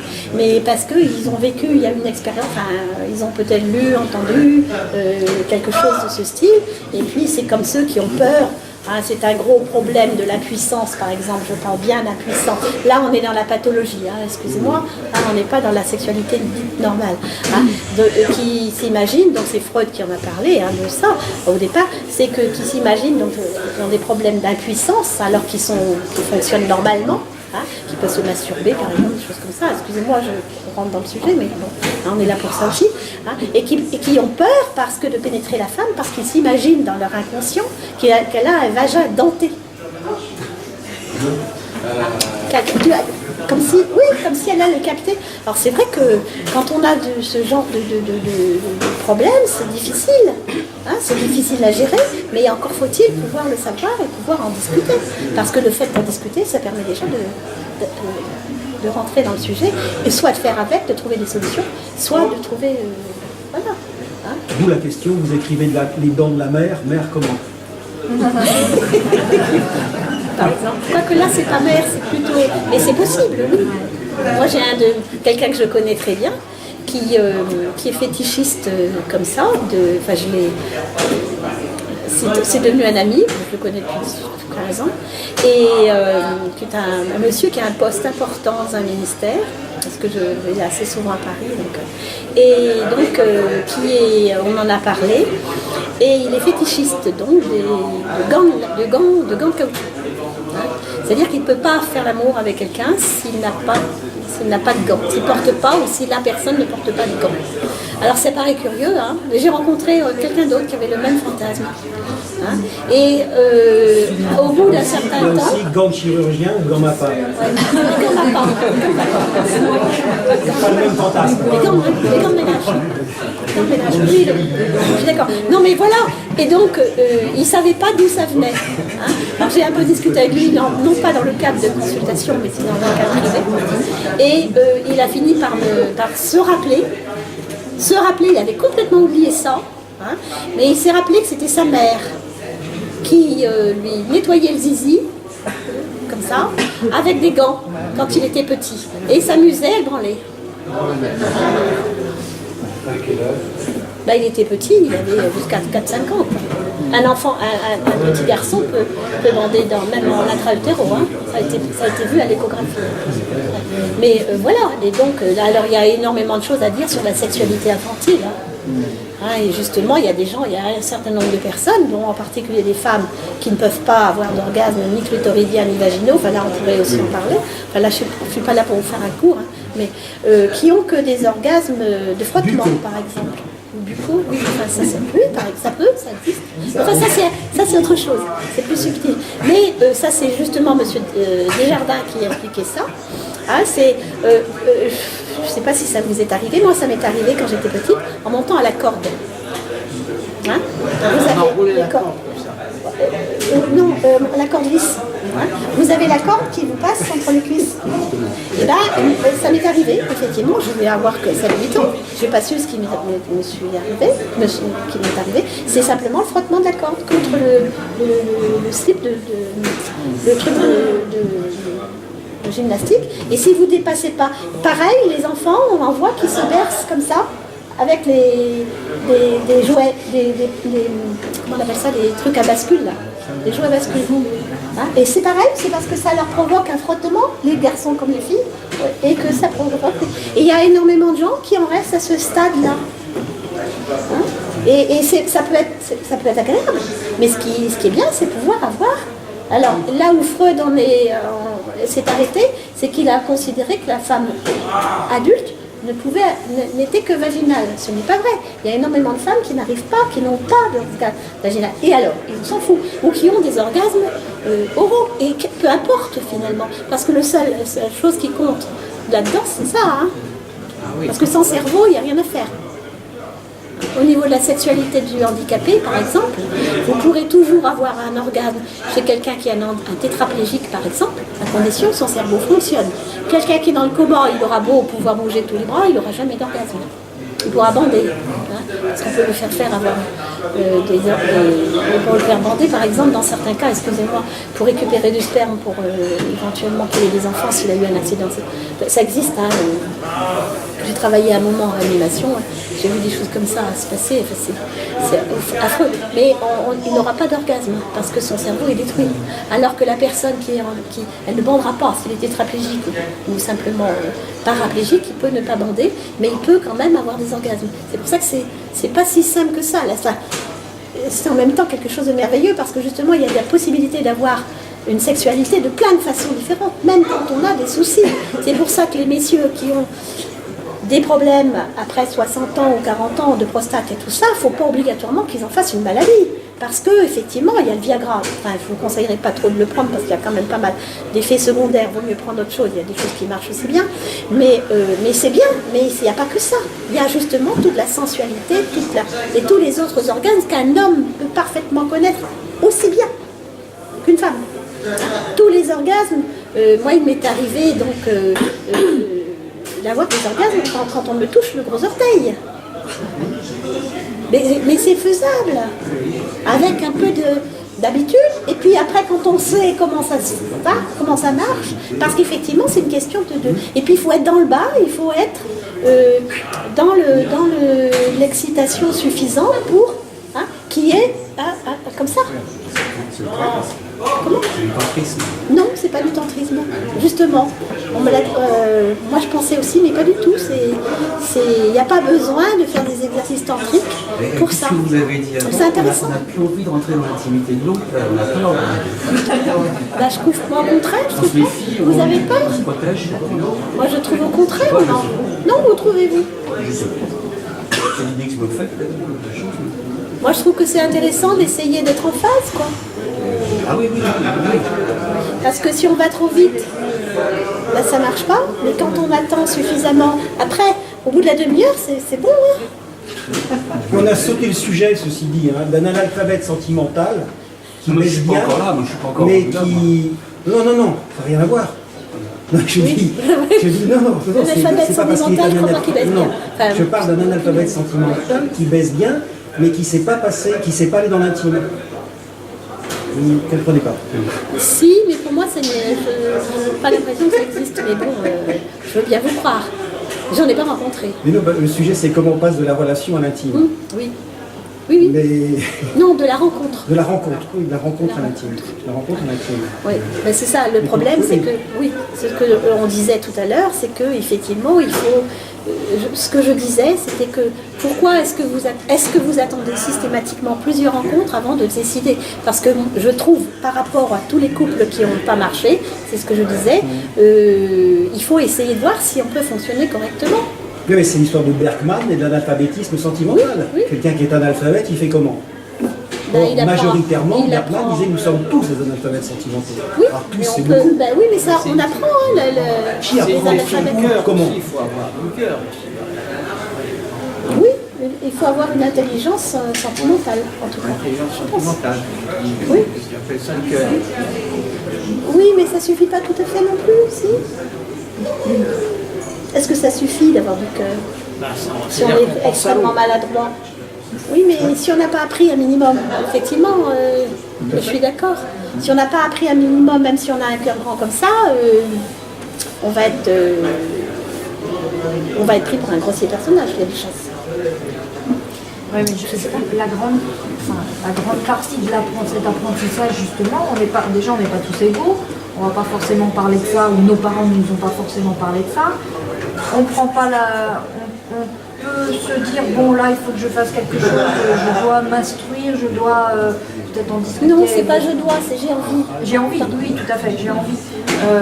Mais c'est pas évident, parce on pense que nous, tel qu'on est aujourd'hui, à n'importe quel âge, on croit tout connaître. Mais c'est faux. Vous croyez-vous? Ah non, c'est comme le cerveau, moi, je ne sais on en qu'une chose, utilise c'est que que je sais 10%. rien. Voilà, Moi j'apprends tous les jours. Hein. Et voilà, toute sa vie, on va apprendre. Et la relation peut être très on s'arrête différente trop sur selon ces la personne avec qui on est aussi. Bien sûr, bah, évidemment. Mais c'est là, on est là pour apprendre. On est tous analphabètes, je suis d'accord. On soit des adultes consentants. Je crois que c'est ça la base. Et on apprend avec l'autre, au contact de l'autre. Donc oui. Ah oui. Et si on dit de toute façon je sais rien, je saurai jamais rien, bah on n'avance pas. Parce qu'il faut se dire je sais pas grand chose, je sais rien, mais je vais apprendre. C'est là qu'on sort de l'analphabétisme. Démocratie. Or, c'est un apprentissage qui ne se démocratise pas, parce que c'est d'un individu à l'autre. On va pas, c'est pas dans une grande salle qu'on va apprendre ce type de relation. C'est-à-dire, c'est. Non, mais ça va nous permettre déjà ici. C'est un peu le but ici, c'est que ça va nous permettre de nous poser des questions. Oui, tout à fait. Et ça, c'est sacrément important. Enfin, à mon avis. Hein. Oui, tout à fait. Parce et que si on pose l'apprentissage pas de se fait questions. d'un être à un autre. Et c'est pas. Oui, mais vous, une fois que vous êtes. Enfin, moi, je me suis retrouvée dans des situations. Après, quand j'ai fait ces cours-là en particulier, je me suis posé des questions en disant bah oui, finalement. Effectivement, ça me permet, ou la façon de faire telle chose, tel geste, etc., dont on a parlé tout à l'heure, ça permet de le toucher. Parce qu'on touche quelqu'un sans se rendre compte, sans faire attention.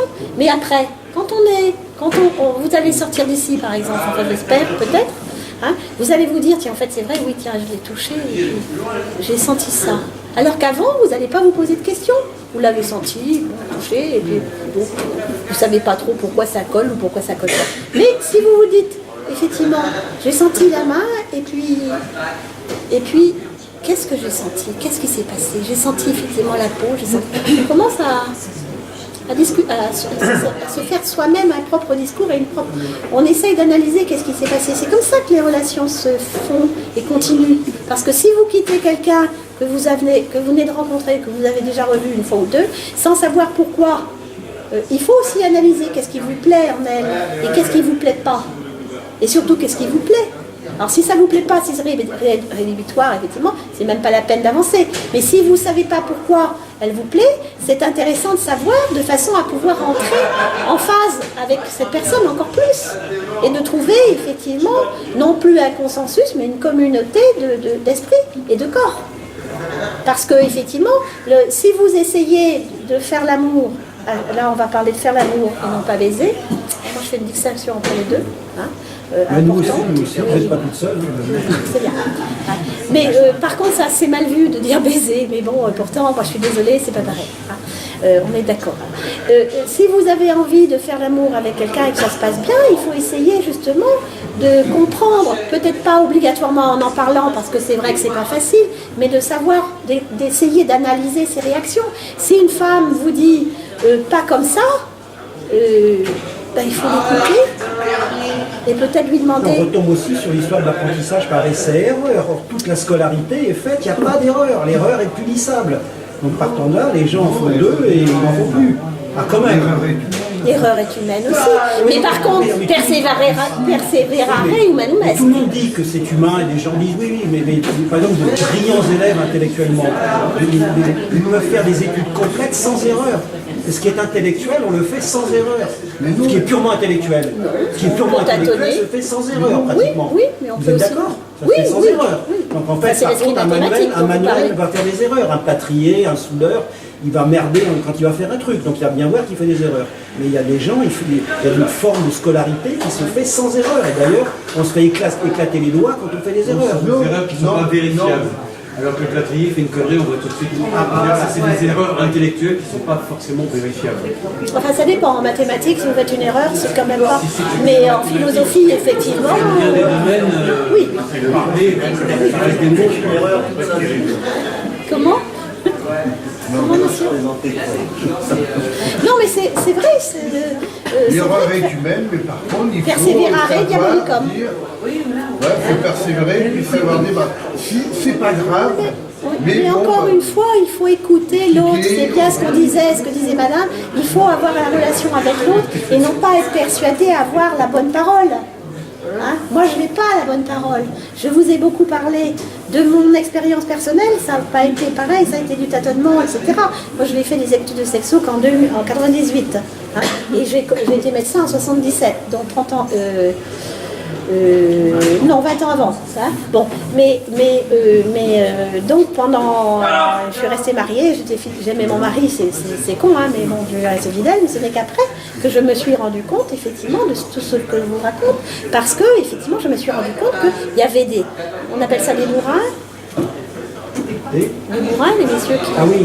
Voilà, qui sont restés aux 10 minutes, machin là. Et puis, comme j'étais pas amoureuse, effectivement, voilà. Et après, quand on est amoureux, effectivement, ça change. Hein, effectivement, bon. Mais les personnes qui font ça en 10 minutes, non, ça peut pas coller parce que même si on est intéressé, ça vient pas comme ça automatiquement. Donc, et après, quand vous rencontrez quelqu'un, même si vous êtes attiré, il faut écouter parce qu'il y a des femmes qui n'aiment pas certaines choses. Il y a des femmes, pour parler, rentrer dans le sujet, qui n'aiment pas faire des fellations. Et pourquoi elles n'aiment pas? Parce qu'on leur a toujours dit peut-être « Ah, c'est sale », les parents, ou bien parce qu'elles ont rencontré quelqu'un qui avait la mauvaise habitude de ne pas se laver. Ça existe. Hein? Et puis, ou pour de tas d'autres, ou qu'il était trop gros. Hein, ça existe aussi, alors c'est pas évident. Voilà. Et pour des tas... Non mais voilà, ça fait partie du vécu. Non mais c'est vrai, je plaisante pas. Même. Enfin, je dis ça en riant, mais c'est vrai. Hein, il y a des tas de raisons pour lesquelles une femme peut ne pas aimer faire une fellation. Mais si une femme, si vous lui dites, si vous ne lui mettez pas la tête comme ça, voilà, hein, parce que j'ai rencontré ça aussi, hein, mais ça va pas quoi. Bon, ça effectivement c'est la paire de claques qui part immédiatement. Mais on est mal placé, ceci dit, pour la paire de claques. Mais non, parce que tu parles. Oui, mais parce que la tête, on se dégage. Parce que j'imagine. Oui, on peut se dégager très vite. Oui, Ah, d'accord. je crois que les fantasmes, ça marche pas mal chez vous, là. Vous êtes trop aimable.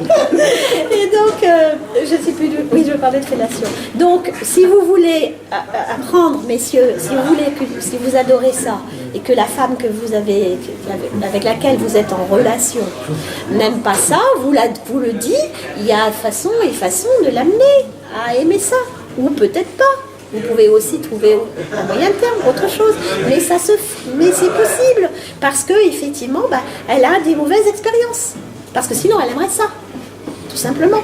Et en général, ou parce qu'elle n'a jamais essayé, parce que c'est son éducation qui lui a...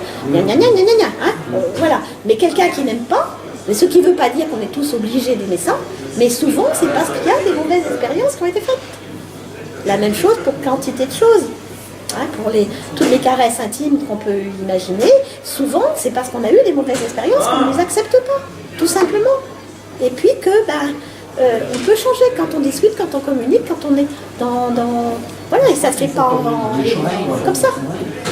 Voilà. Et c'est pour ça que, pas ça, si, les fellations, toutes les femmes aiment faire ça, les 3/4 des hommes, non.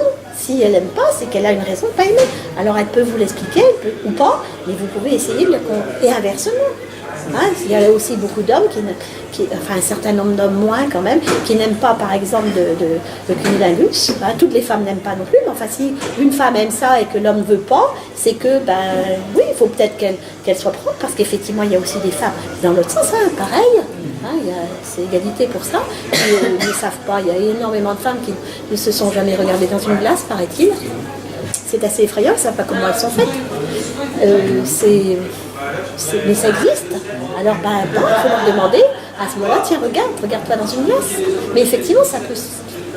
Il faut comprendre que effectivement l'autre, s'il est amoureux, s'il est tenté par vous, il pourra accepter beaucoup de choses à condition que ça se passe tranquillement. Pas à la va-vite, parce que c'est pas vous, ni nous, ni vous qui savons, c'est effectivement un apprentissage à deux, un réapprentissage permanent, parce qu'on ne parle pas tous la même langue. Mais même en allant sur des sujets, quand vous parlez d'expérience, sur des choses moins précises que ce que vous dites actuellement.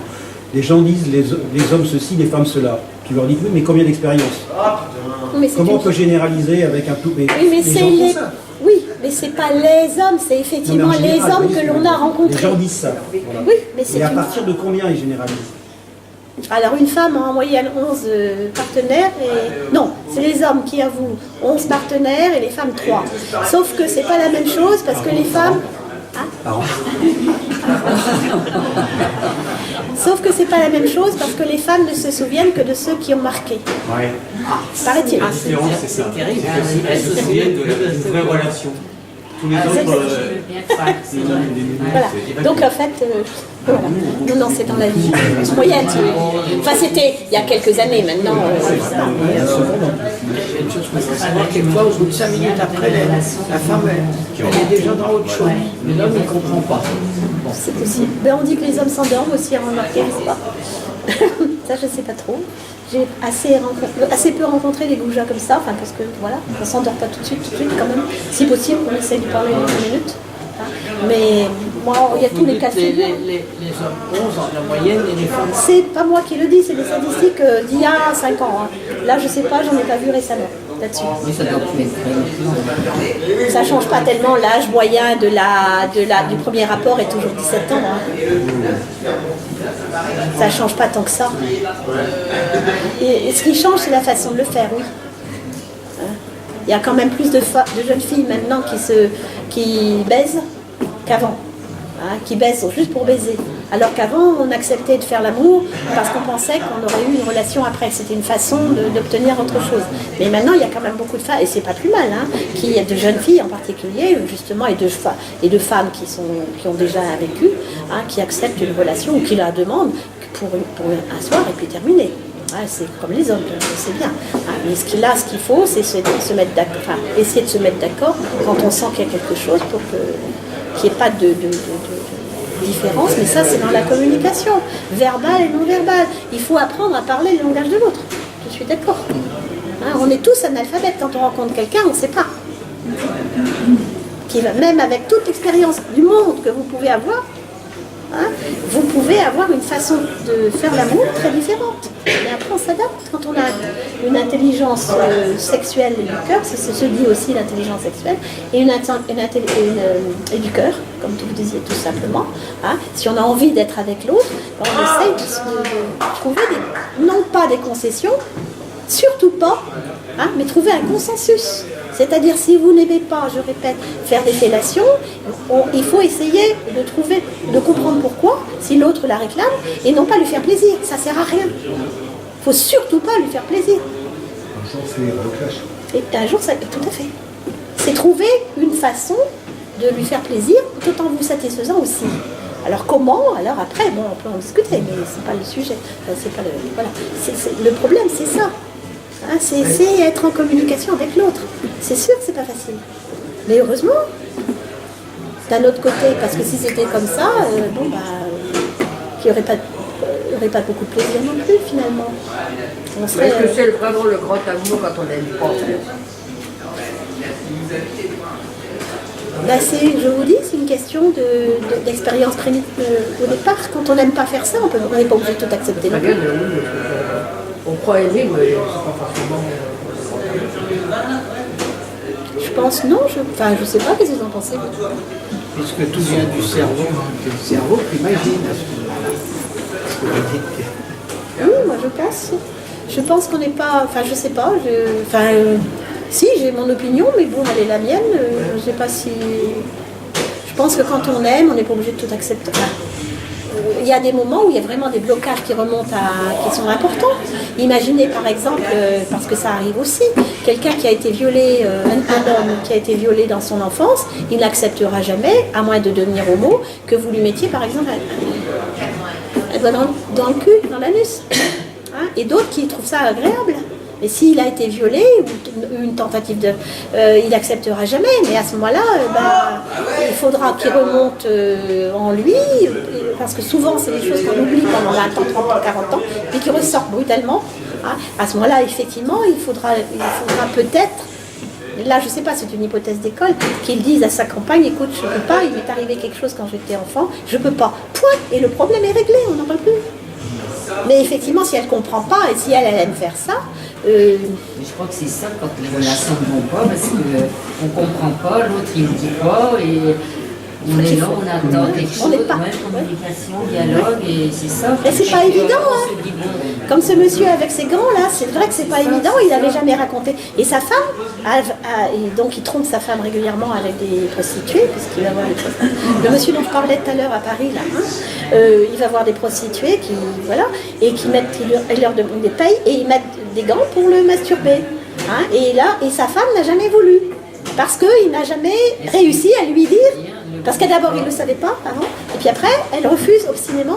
Moi je lui ai, il suit une thérapie psychanalytique, je crois, une thérapie. Mais sa femme n'a jamais voulu, parce que c'est sale. Donc, mais ils sont toujours mariés, bref, bon, voilà. Mais il y a un blocage complet. Parce que pour elle, c'est sale, bon évidemment. Mais une fois qu'on a compris pourquoi, est-ce que vous trouvez que c'est sale cette idée? Quand on dit c'est ça, ça vient de l'éducation. Si on n'a pas eu cette éducation-là ou ce message-là, non, mais une fois qu'on a l'explication de ça, vous avez un mari ou une femme qui ne peut pas, qui est fétichiste donc comme ça, et qui vous... au début, ah bah non, c'est pas possible, pourquoi tu veux mettre n'importe quoi d'autre, hein, voilà. Pourquoi tu veux mettre des gants pour que je te fasse l'amour, ça va pas.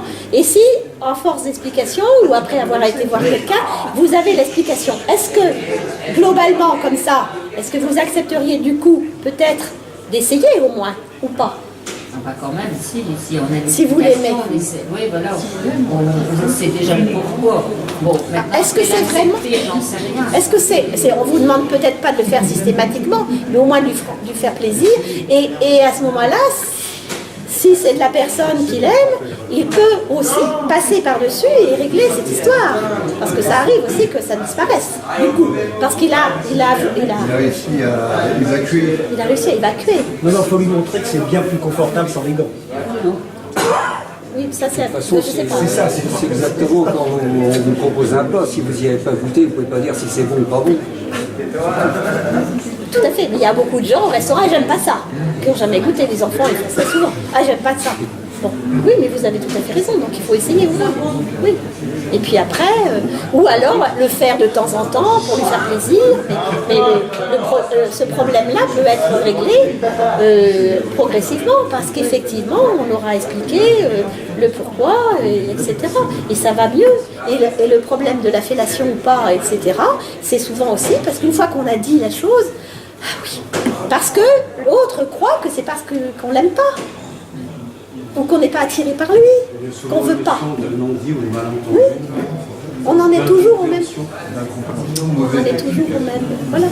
C'est pour ça, pour revenir au sujet là, hein, quand on se rencontre, moi on disait tout à l'heure, après la première rencontre, quand on veut aller plus loin, c'est bien de dire, bon bah on se revoit, ok? Oui ou non? Et on dit, on n'est pas obligé de dire exactement la vraie vérité. Je te trouve moche, non, c'est pas ça. On peut dire... c'est un peu sec, hein, vous. C'est un peu sec. Hein. Oui. On peut dire, bah écoute, je suis désolée, mais là, ça va pas trop, j'ai l'impression que ça peut pas coller. Ça va pas. Bon, on n'est pas obligé de rentrer dans les détails. Mais bon, ça suffit. L'autre, il va pas demander, alors pourquoi? Enfin, je crois pas. S'il a un peu de vergogne, il va pas... Non, il n'y a pas vraiment de gens moches, il y a les gens qui se plaisent ou qui se plaisent pas. Non, bah justement, c'est pour ça qu'on dit pas t'es moche. On dit bah tu me plais pas, c'est tout, ça colle pas. C'est comme disait, voilà, c'est pas obligé de dire. On n'est pas obligé de dire que c'est parce qu'on ne le trouvait pas à son goût. On dit on trouve autre chose, quoi. C'est important. Le dire les choses.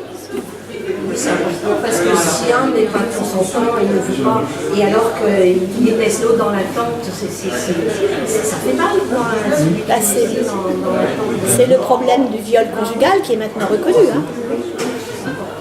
Parce que effectivement, mais c'est pas une raison pour se refuser systématiquement. Et si on se refuse systématiquement à l'autre, c'est qu'il y a aussi quelque chose, une raison qu'il faut pouvoir expliquer. Oui. Mais pas brutalement, on est d'accord. Ça s'apprend aussi. Quand on n'arrive pas à le maîtriser, il y a des même un psychologue peut apprendre à mettre des mots. Et puis il y a les dictionnaires aussi. Hein, parce qu'il y a des mots, comme je vous dis, faire l'amour, ça a une signification précise qui n'est pas la même que baiser. Alors si on dit à une femme, est-ce que tu veux baiser, elle va probablement répondre non. Hein, voilà. Alors que si est-ce que tu veux faire l'amour avec moi, c'est pas la même chose. On entend différemment, même si c'est... vaut mieux éviter mentir.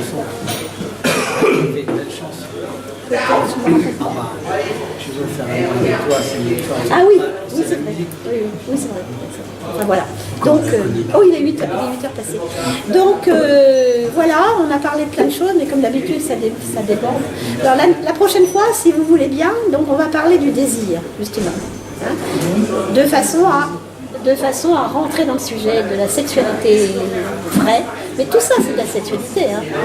Mais on va commencer à rentrer dans l'intime, dans le vrai intime, dans l'intime sexuel.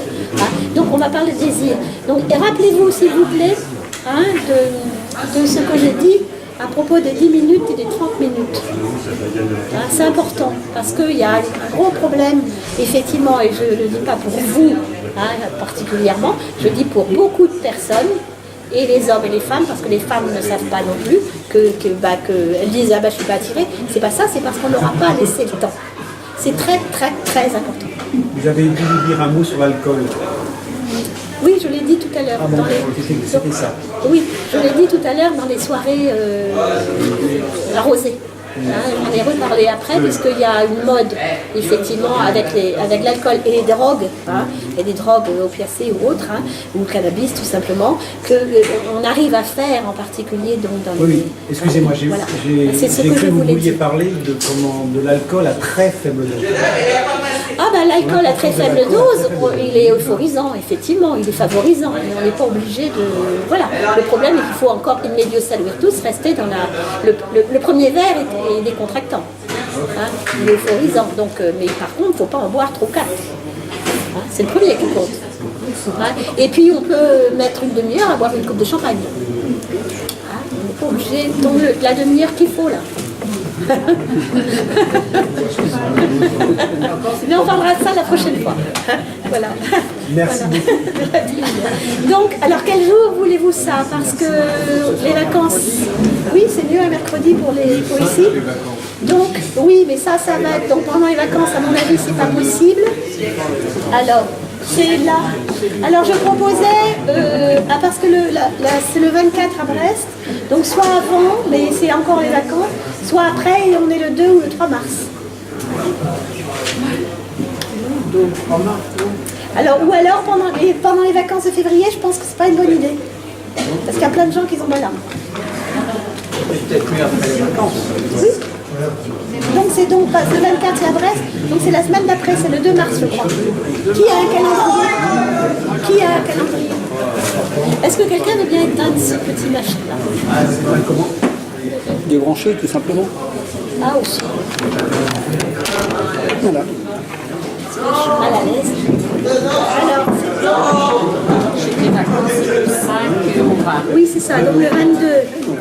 Donc le 22, Voilà, le 5 le 22 c'est à... Non, c'est pas le 22. Le 24 c'est à Brest. Donc je vous propose le 2 mars. Mercredi 2 mars. Est-ce que ça vous convient? Oui? Bah, on met cette date-là. Non, c'est pas à moi. c'est du 5 au 20. Oui, donc le 2 mars. Parce que le 24. Oui, bah. Mais. Et après, il y aura les vacances.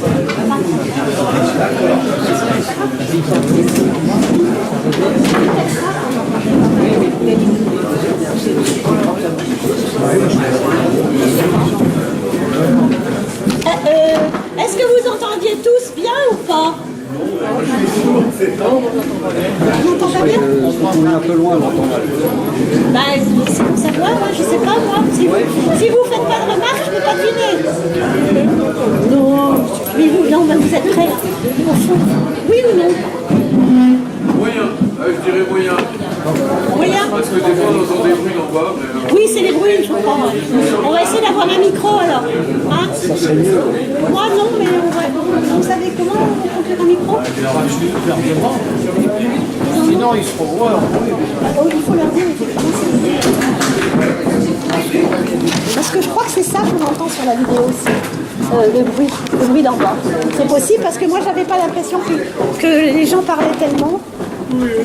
Ça doit être le bruit des jeux.